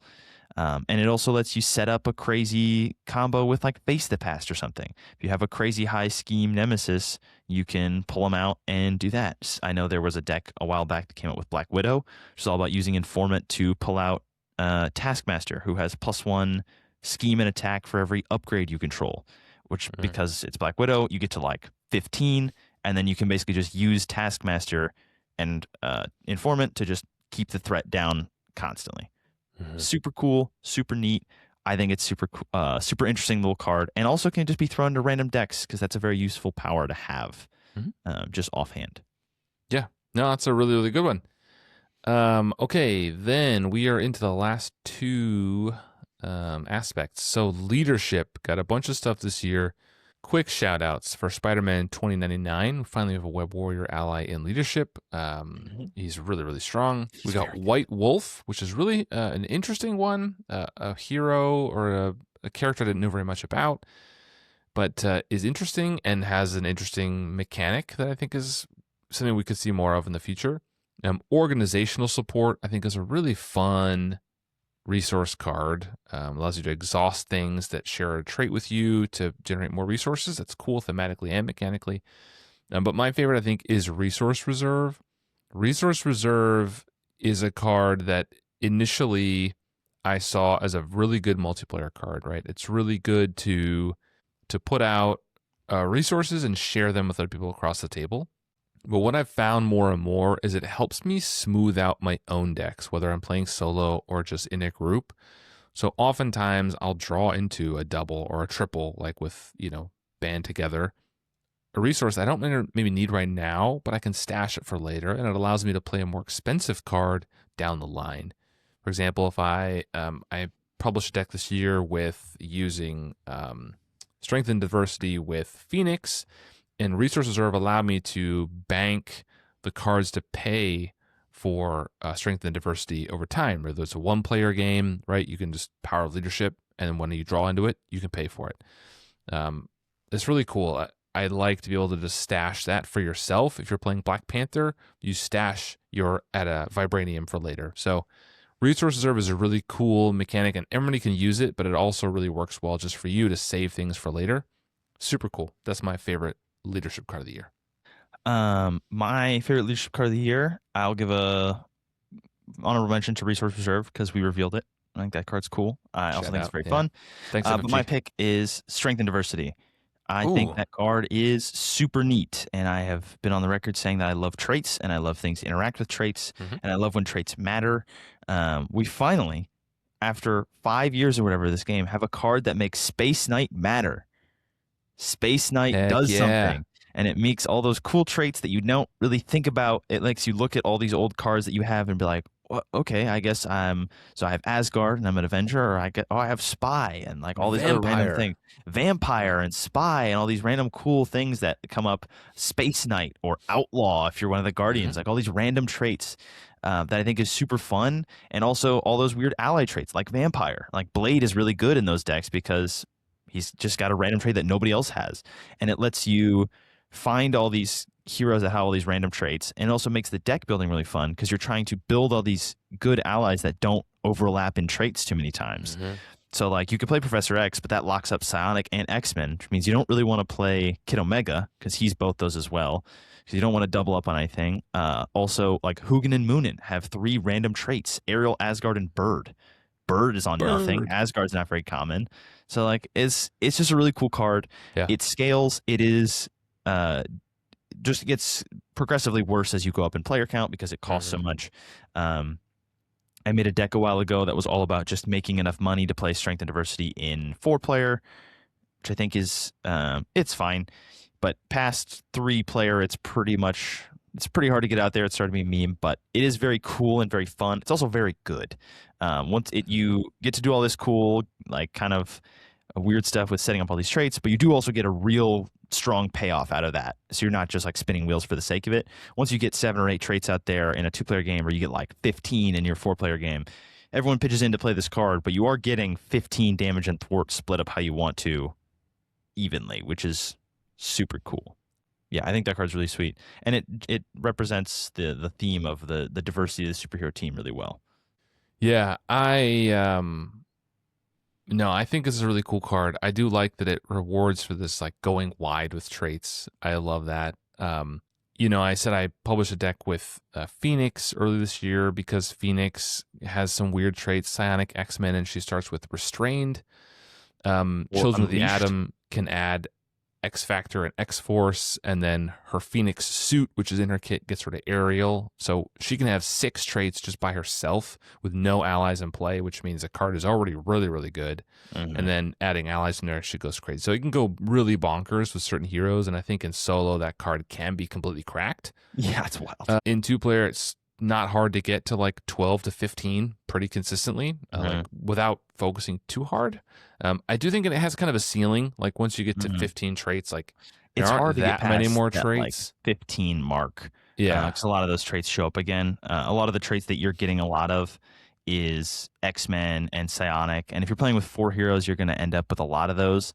But then sometimes you get those fun like 16th, 17th traits like Spy or Outlaw. Wakanda. Or Wakanda's a great one. King for T'Challa is another one. We played a 2-player game and you flipped down and I had King. And, King and Wakanda, and that's 2 traits that you don't see a lot. I think it's just a really cool card.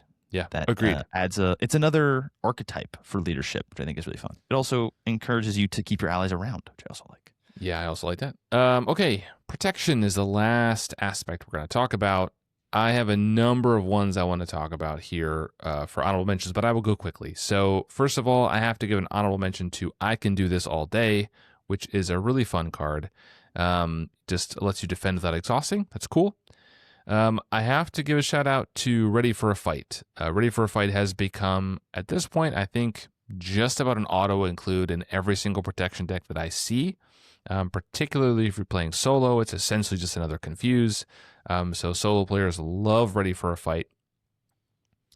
Stop Hitting Yourself is a difficult card to make work. It's a very interesting card, and I like it in that sense. I haven't really found it to be super consistent, but there is a meme deck, shout out to Brian, who did 85 damage with Gambit or whatever, something crazy. But my favorite one of the year is maybe one that was hyped but people forgot about, which is Dr. Sinclair. Dr. Sinclair is awesome, and I love these cards like Dr. Sinclair, like Crew Quarters, like Resource Reserve, that spread things around the table. And Dr. Sinclair being available to anybody in an alter ego is super cool, super thematic, and is a card I don't include a ton in solo play, but in group play, it's always in there and someone can use it. I will say honorable mention for Ready for a Fight, of course. It's very good. It's in every deck. It's really cool. It also unlocks a lot of interesting things. But I think going to be kind of a weird pick, But my favorite protection card of this year is Cuts Both Ways, which is a zero-cost defense event that gives you Retaliate 1 for a couple reasons. One, because I love me some Shadowcat, and Shadowcat is one of my favorite ways to play protection. I love the super defense build of just defending constantly all the time, and Shadowcat does it the best. This card says defense on it, so it counts. So you just play this, you get Retaliate, you take no damage because you're in phased form, and you flip back with something else. But also, getting Retaliate is we're now getting more and more ways to get Retaliate. So it's becoming almost a way to build that Flow Like Water deck even more. So now we have extra health with our defensive conditioning, so we can turn on Dauntless. And then we have Cuts Both Ways. And then we have Electrostatic Armor. And if you're playing like Nightcrawler, he's got a built-in Retaliate. And so you're able to get to like Retaliate 3 or 4 pretty consistently. And then you throw Stop Hitting Yourself in there because you have 4 defense or more. And you're able to hit back at someone who attacks you for 10, 12 damage, which I think is starting to become more of an interesting archetype and is becoming more playable the lower player counts you go, because the Defend Everyone deck used to be very like you just keep everything the way it is and no one dies, but it's now becoming it's now getting the availability to actually progress the game state, which is really fun and can actually do something. It also used to be like protection used to be very chip damagey. It's like, oh, you're gonna get 1 from Electrostatic Armor, and maybe you'll get 1 from Flow Like Water, and like. But now, like you said, you can get Retaliate 3, 4, 5. Playing Flow Like Water does another one. Riposte is going to do 3 more. Like you can easily hit for 5 to 10 damage fairly consistently, or like fairly often throughout a game, and that's like a real attack. Like that's like not real just chip damage. That's like you're doing a hero phase, actually playing attack events, and that's cool. I think it's that protection, the style of deck of just like defend everybody is very fun for me. It's a very fun puzzle, and I think it's getting much more playable and effective. Okay. So next we have our favorite scenarios. Ooh, yeah, baby. Now we're getting to the real big Oscars. Oh, yeah. Into the big name ones. Favorite scenario of the year. Why don't you go first for this one? Ooh, okay. Well, we talked about this one very early on. In fact, it was the first scenario of the year. For me, Black Widow is my favorite scenario of the year. I really, really like Black Widow. It's easily my favorite from that box, and it's, of course, my favorite from the year. I love the threat pressure that she puts on, which you don't think about at first, but she puts a ton of threat pressure on you. I really love the mechanic. I spoke about this earlier, but I'll say it again. It's like the backwards cryokinetic perception of her preparations, where you attack her and then you flip to see if you're going to get something bad happen. And they're tricky. They're nasty. They pop up. You got to deal with them. They're fun. And also low key, looking across all of her cards, they're incredible art, almost universally. She has the best villain art that I have seen in a while, top to bottom. Like every card is really strong. It's a really solid art prompt of just like spy, all white with glowing green, or all black with like glowing green goggles. I think it's just a really good prompt to start with. And I agree, very cool. She's got a lot of, it's very similar to the hero Black Widow art, but it's all different. And it's a lot of her like sneaking up on people in the dark, or like knocking guns out of people's hands and taking them out. Or she's got her like lightning batons and her night vision goggles. It's very, very cool. I like that one a lot. Yeah. It's a scenario I play quite a bit. So that's my favorite. What about you? I'm going to cheat a little bit. Because my favorite scenario, I think, of the year, honorable mention of Black Widow. I love Black Widow a lot. But I think playing as Iron Man in PvP is my favorite scenario. So technically, it's not the scenario you're playing against. This is always very confusing when you play PvP. But so your leader, if your leader is Iron Man, that means the opponent will be playing a scenario with Iron Man as the quote-unquote villain. You're homies with Iron Man. That is my favorite scenario, is being homies with Iron Man. Whether or not you're on the Resistance or whatever side, the Resistance cards are really interesting. Or not Resistance, the registration cards are very interesting. And Iron Man is a little bit unique in the other heroes in that he is the threat pressure one. So he is all about control. And so he's got a bunch of side schemes, and he has all these upgrades, and he's like the hero Iron Man. The more upgrades he has on him, the higher his scheme goes. And then you get the hero cards that you get from doing the side scheme that allow you to play the Iron Man cards forces him to scheme. So there's actually a couple ways you can build it where you can force them to thread out with Iron Man's super high numbers. And I think that's super fun because it's a different way to play the game. And it's one of the scenarios, I haven't played the new ones, but it's one of the ones that I've noticed is the best at letting me as the Iron Man team actually stop you from winning. The other ones, it's just like, oh, I'm going to pull a minion and I have a card and like they have this cool leader ability that they can do. But like Cap and Spider-Woman and Captain Marvel don't really have a way to force you to lose.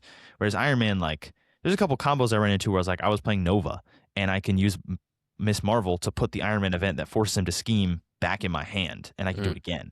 And so like I can now interact with this thing and then I can actually interact with you more directly, which I thought was really fun.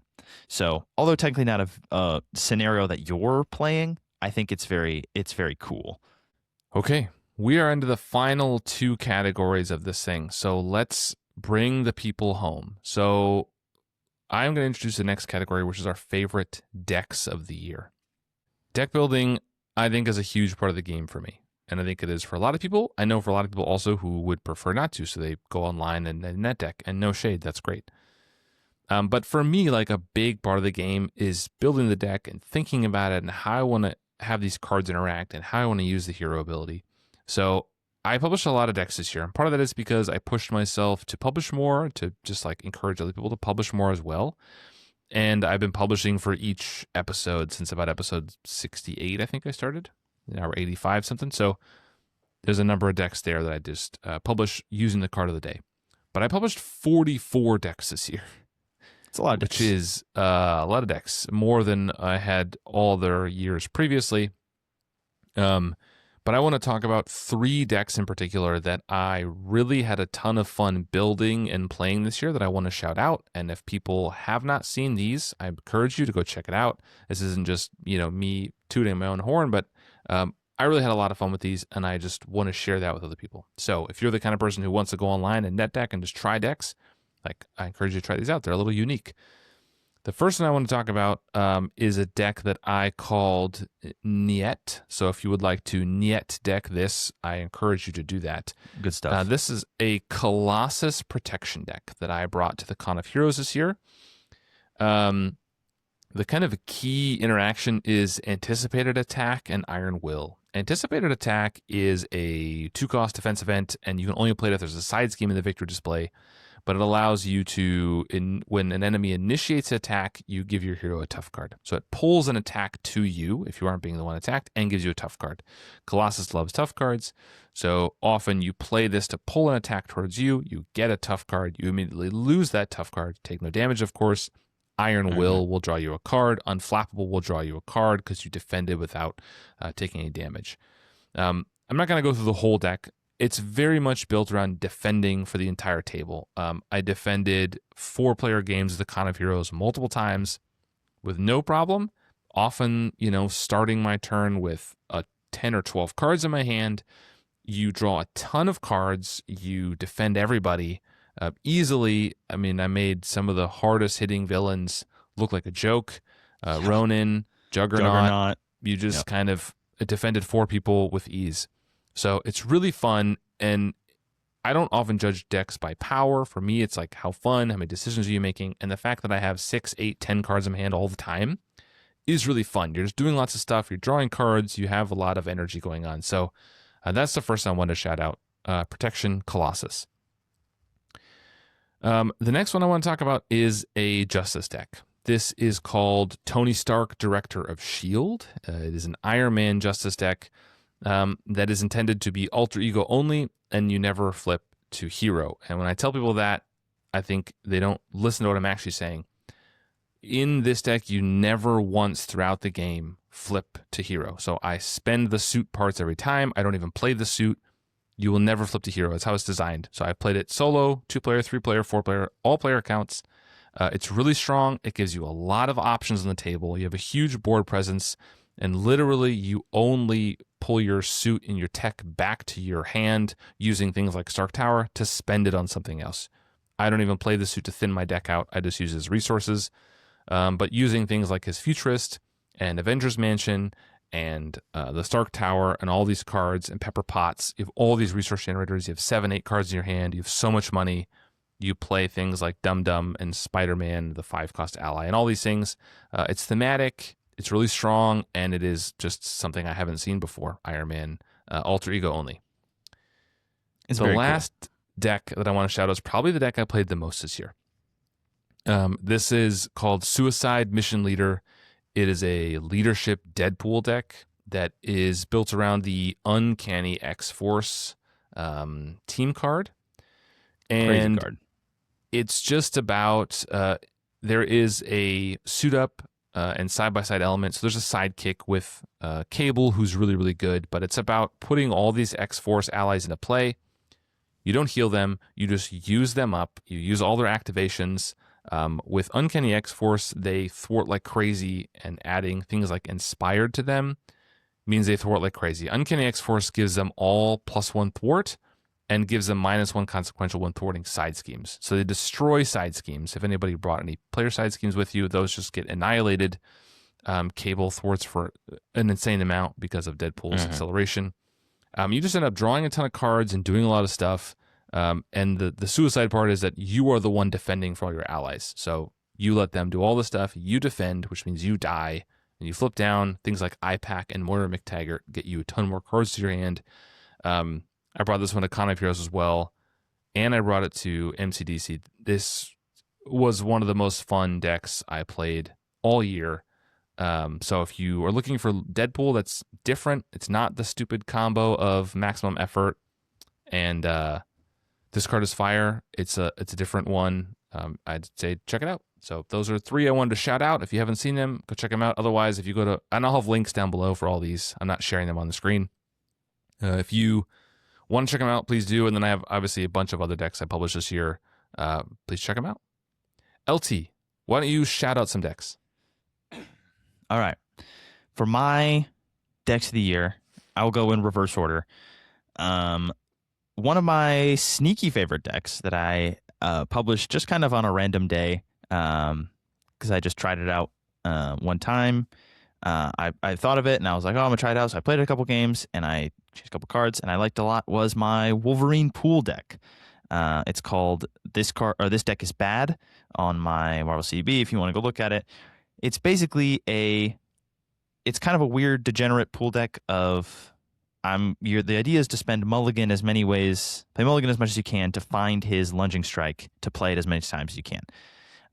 Because lunging strike is played with the claws, it just becomes really powerful. And so I was trying to think of a Wolverine deck that could do something quirky or interesting, or I was trying to think of something I could do that was really fun. And then I spent a few minutes looking at all these cards and I said, screw it, I'm just going to build a Wolverine deck that does nothing but the Wolverine thing. So you put the healing factor on yourself, which you already have. So you have 2 healing factors. So you're healing 4 health every turn. Also an alter ego because it's the upgrade, which is really good. I have the laser swords in there just because they're cool. But the basic idea is you have war and you have tic-tac-toe and you have blackout and all the cards that let you spend things without playing cards to then basically get a little bit of value, mulligan yourself back to your higher hand size. And then you're going to stay in hero form. You're going to use your Berserker Frenzy to draw a ton of cards off of your extra health that you're getting constantly because you're healing. And then you're just going to be spending your health all the time to play his big, splashy Wolverine events. And it was super fun. It just let you turn all these cool Wolverine events and just it felt like playing Wolverine. You're just invincible all the time. You can't take damage. I have assessed the situation in there just to thin it out. The triple resources for pool are in there. None of the basic doubles because you're at full health more than you would expect. It's just a really fun little kind of pool good stuff deck, but you get to feel like being Wolverine, which I liked a lot. Love it. And for my number 2 deck, I would say, of the year was my Tiger deck called Wow, We Solved Minion Collecting. Yippee! Which is a deck I played at the con. It has no write-up. So for those of you who are looking for an in-depth explanation on how to play this deck, there isn't one. That's just what it is. It is a Tigra aggression deck, which I played at MCDC, which is all about, obviously, minion collecting. It is a very eclectic kind of set of ones of and two of cards. So there's 2 target spotters and 2 air covers. We got a Holo Heroes in there. We've got 1 copy of Hone Technique just randomly for a couple of things you have, and then you have a Blood Rage. And but the main combo is her hunted cards pull out minions, which gets upgrades on them. Air cover lets you find upgrades that attach to minions, which means you can find your hunteds, which are very strong, or you can go find a marked. And marked can give your attacks overkill, which means you can play either full body charge or into the fray, which are the 2 attack events I added into this deck. With Hone Technique, your full body charges are doing 12 damage, your into the frays are doing 9, and then they're thwarting for all that extra damage you do. You're basically just cycling all these big minions, or cycling all these minions out, doing these big attacks on them, and drawing a bunch of cards off your Tigra stuff. It's super fun, and it is honestly a little derivative of another idea I had, which I will describe as my magnum opus, perhaps my greatest to date, which is my number 1 deck of the year, is my aggression Nick Fury deck. I love how humble you are, by the way. I'm very humble. My original deck is called OVERKILL. It's all about so there's 2 versions of this deck. There's OVERKILL, and then there's OVERKILL 2 aggression BOOGALOO, which are different versions of it. But the original version, which is OVERKILL, was my gimmick deck for the Con of Heroes 2025. We both decided we wanted to build a kind of weird style deck that was kind of out of the box, and my idea was to build a Nick deck, having never even touched the Nick Fury Hero Pack. I had not yet played him at the time, and I built him, and I brought him to the con, and I just pulled it out and played it, and it was easily my favorite deck of the con. I'll just jump in. My Tony Stark deck was my wild card, now that you mentioned that. But go on. So we had our little wacky ideas, and I just pulled it out and played it at the con, and it was easily my favorite deck at the con. It's one of my favorite decks I've ever built. It's super fun. It is basically a version of that Tigra idea, but using all the cool stuff that Nick can do, which is the original deck was... the reason there's a second version is because the original deck was built before Target Spotter and Air Cover were out. So I switched in a couple of cards. You're basically minion collecting in the Nick Fury way. So because they attack you and scheme, you can stay up and not take damage a lot, which means you need to be thwarting a lot. So we have Bring It's to draw cards for all those minions in front of us. We have Into the Fray, which is one of my favorite aggression cards in the game, because it lets us do excess damage to our... all the excess damage we do turns into thwarting off the main scheme, which lets us keep the main scheme down because they're scheming all the time. And then we have 3 follow-throughs in here to boost our overkill damage all the time. So it's all about doing that excess damage. So we have No Quarter, which lets us do excess damage to draw more cards. We have Into the Fray, which does excess damage to thwart. We have Marked to let that excess damage hit the villain also. So putting a minion down to a couple health and then doing an Into the Fray for 9 damage, 8 overkill turns to 11 overkill, which does damage and thwarts. Super fun. But the big tie together of it all is your Nick Fury. So you want to be in stealth mode all the time. So you are basically building up for these crazy turns. You're pulling in all these minions, doing all this thwarting, doing all this extra stuff. And then the last thing you always do on your turn is you play a Nick Fury card that lets you flip back to stealth. So you can do this little undercover agent thing and go back to your stealth form. And you can spend all those counters to boost your attacks and do all this crazy stuff. And then you just go back undercover. And every turn, you never really take damage because you're always in stealth form. It's super fun. So you don't have to worry about, you're basically turning the main scheme into your health pool. So you're not worrying about doing all this extra defending and stuff. You're just keeping yourself alive. Only allies in this deck are Angela because it pulls out minions. And then obviously his signature. It's super fun. It's one of my favorite decks I've ever played. It immediately showed me how cool Nick was, and Nick is now one of my favorite heroes. I think it's great. So if you haven't tried it, try it out. Yeah, please. I'll have links for all these in the description. So if you are looking for decks to try out, or just want to give them a shout, check it out. If you've already tried them, I know some of you have tried these decks. I've talked about some of them before. Let me know. How did they go for you? That's always nice to hear. All right, we are on to the Best Picture Oscar, the last one. We're here to talk about our favorite heroes of the year. So, LazyTitan, are you ready for this? I'm ready. I'm prepared. Okay. Okay. I'm going to have you go first this time, since you had me go first last time. Okay. So why don't you tell me your number one favorite hero of the year?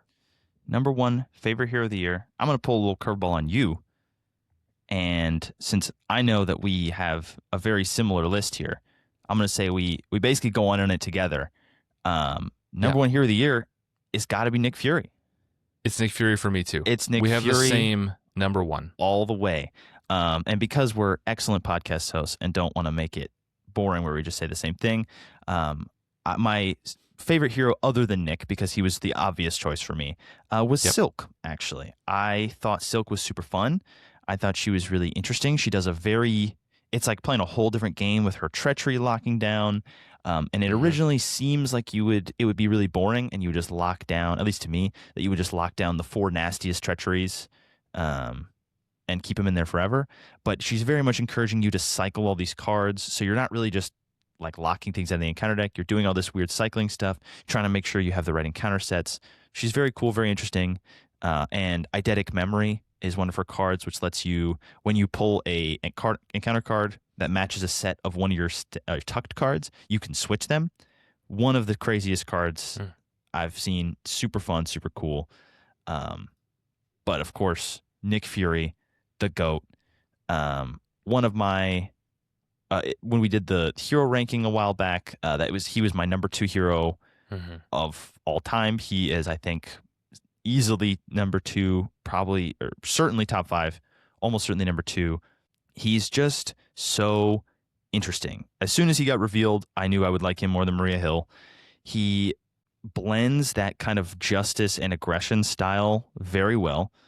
He's obviously playable in other aspects. A lot of people play him in protection, so you can play taunt and just not take damage and draw 3 cards, which is pretty good. Also, he got brought up a lot on this list because his Nemesis was both of our favorites. His Nemesis is super cool and super thematic and feels good. His Obligation was brought up because it's very interesting. He was on the best art of the year because his Super Spy card is just so cool. His Flying Car has a similar aesthetic. I like his alter ego art. I like his hero art. He's got a bunch of cool stuff. His watch, he's got the one preparation of him just like sitting in a diner with his eye patch on, reading like a file. He's just got a bunch of really cool cards. He's super fun. He's got a really cool play pattern where you're boosting your attacks. He's kind of feels like Gambit and Vision combined in a weird way, where you're like boosting your attacks with these counters, but they are threat that you're pulling off schemes, and you have to balance between not threatening out and not taking damage, and you can't flip back without cards or his alter ego ability. He's got a really bunch of thematic like spy cards. He's super cool, super fun. You can spend those threat counters as resources, or you can use them as a ready, or you can use them to boost your damage. Super fun, super interesting. Love Nick Fury. Yeah. Some people tell me I don't talk enough about what I like on this podcast. So let me just wax about Nick Fury for a minute. I think Nick Fury is really fun. When I envisioned way back when a future Nick Fury hero, which I was sure we would get at some point, it was not this. It was the classic kind of MCU supporting everybody, allies. I love that they went into this like super agent spy who's out and doing things. I love how they captured the theme of that with the suit, how he flips, and he's hiding away in the shadows. You can't find him, so you're scheming instead of attacking him, and then he attacks and comes out, and then he can go back into the shadows. I love that theme. I love how he has some preparations to feel into this, or to like feed into this spy thing. That's really cool. I really love so much about Nick. I love the art about Nick. I love how he has a very high skill ceiling. Like, he's one of those heroes I feel like that you really need to play well. And if you don't play him carefully or play him skillfully, the wheels can come off. It's like Star-Lord in a way. Star-Lord, you have to play him well. If you do, he's really strong. And if you get too reckless, the wheels can come off and you can lose the game. Nick Fury is the same way. Like, if you are not careful and you stay in stealth too long, you will just threat out. Like, there is a limit to how much you can thwart. So you do have to manage it and like go back and forth. It's really awesome. I love so much about his cards. I love the interactions he has, and the more I play him, the more I like him. So He's my favorite of the year, but I will say, because we talked about beforehand, and I knew we had the same favorite, I asked us to both kind of talk about our second favorite as well. And my second favorite, it's like 1A and 1B for me. And the 1B for me was a little bit of a surprise. It's Black Panther, Shuri. I didn't think I would like Black Panther. I didn't like the original Black Panther very much. I've never liked him all that much. I feel he's a little one note. I know a lot of people like him. For me, he feels samey. The Wakanda forever thing is cool, but like he doesn't have much else beyond that. To me, I know you can do weapons. I know there's other ways to play him. But he never just appealed to me that well. I never got on with him. So I kind of thought the same thing. And when I first played Shuri a few times, it gave me Black Panther vibes. And I like that they kind of feel thematically and mechanically similar. And they're kind of doing the same thing, but they're still unique. And then the more I played Shuri, it was like an onion I was peeling back. I began to learn that holding on to your Black Panther upgrades is not the best way, or not my favorite way to play her. I really like using them. I don't put them all into play necessarily when I find them. I don't go hunt them all the time. I don't use her ability in Alter Ego to only find Black Panther upgrades. You can go find hand cannon if you're in aggression. You can go find sonic rifle if you're worried about confuse in justice, or to feed into a float like a butterfly build. There's all you go get the energy barrier if you want to play a repurpose. There's a lot of different ways to play here. There's a lot of different tech you can grab with that ability to play a different deck, and I love how she has different play patterns. I find her incredibly interesting. I've learned to let go and not sweat the Black Panther upgrades. You just toss them, and then you flip down, you get them right back again with Aja Adana, which is an incredible card, and easily her best card in my opinion, to shuffle things back in. She has 2 double resource cards. Shuri has become a favorite for me. I think both of these are going to be in my top 10, if not now, very soon. I've played both of them a lot, but I really like Shuri, and I really like Nick Fury. I'm curious, how does everybody who's listening to this, how do you feel about these two? Do we get our favorites? Do you align with us? Did we miss something? Is Falcon better than I thought? Let me know. Leave a comment. Send me an email, winninghandpodcast@gmail.com. I'm curious if you have the same thoughts that I do. So that was a lot. This is a long episode, everybody. I know this took a long time. This is twice as long as most of our episodes are, but hopefully you enjoyed it. Any final words from you, LazyTitan, before we sign off here? I think this was a good year for Marvel Champions. Like we said at the beginning, I don't think this is our greatest year Marvel Champions ever, but it did have my number 2 hero all time. If Drax wasn't real, he would probably be my number 1, but Drax is real, and he's awesome, and I love him. And there's a bunch of heroes that I'm looking forward to. I think Hercules looks really cool. I think he looks really interesting. Wonder Man seems weird, but could be interesting. And I think that there's a bunch of cool stuff on the way. The Defenders should be pretty neat. Yeah. I think there's a bunch of cool stuff to look forward to. But I think overall this was a pretty good year. I hope they support PvP more, because that was cool and made it to a couple of my top favorite lists. And I hope they do more scenario packs. Loki and Enchantress are both cool, and I would like to see more of those. Yeah. I agree. I'm very interested in the comments down below on YouTube, or again, send me an email, winninghandpodcast@gmail.com, to hear your thoughts. Who are your favorite heroes this year? What did you like? What was your favorite scenario? How did you feel about PvP? There's so much to discuss here. I really would like to hear from you all. So put it down below. I will respond, as always, to just about every comment. If not every comment, I try to respond. But I'm curious to hear and to discuss with you all, or hit me on Discord. There's a lot of good stuff here. I think there is, like LazyTitan said, so much coming in 2026 that should be really great. Finally, everyone's going to get Daredevil. Finally, we're going to get Wonder Man.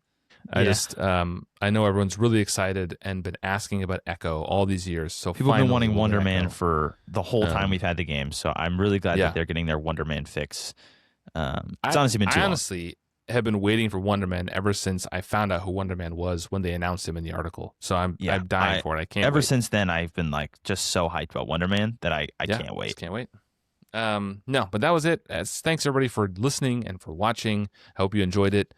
And we will see you in the next regular episode about a card next time. Until then, bye everybody. Later.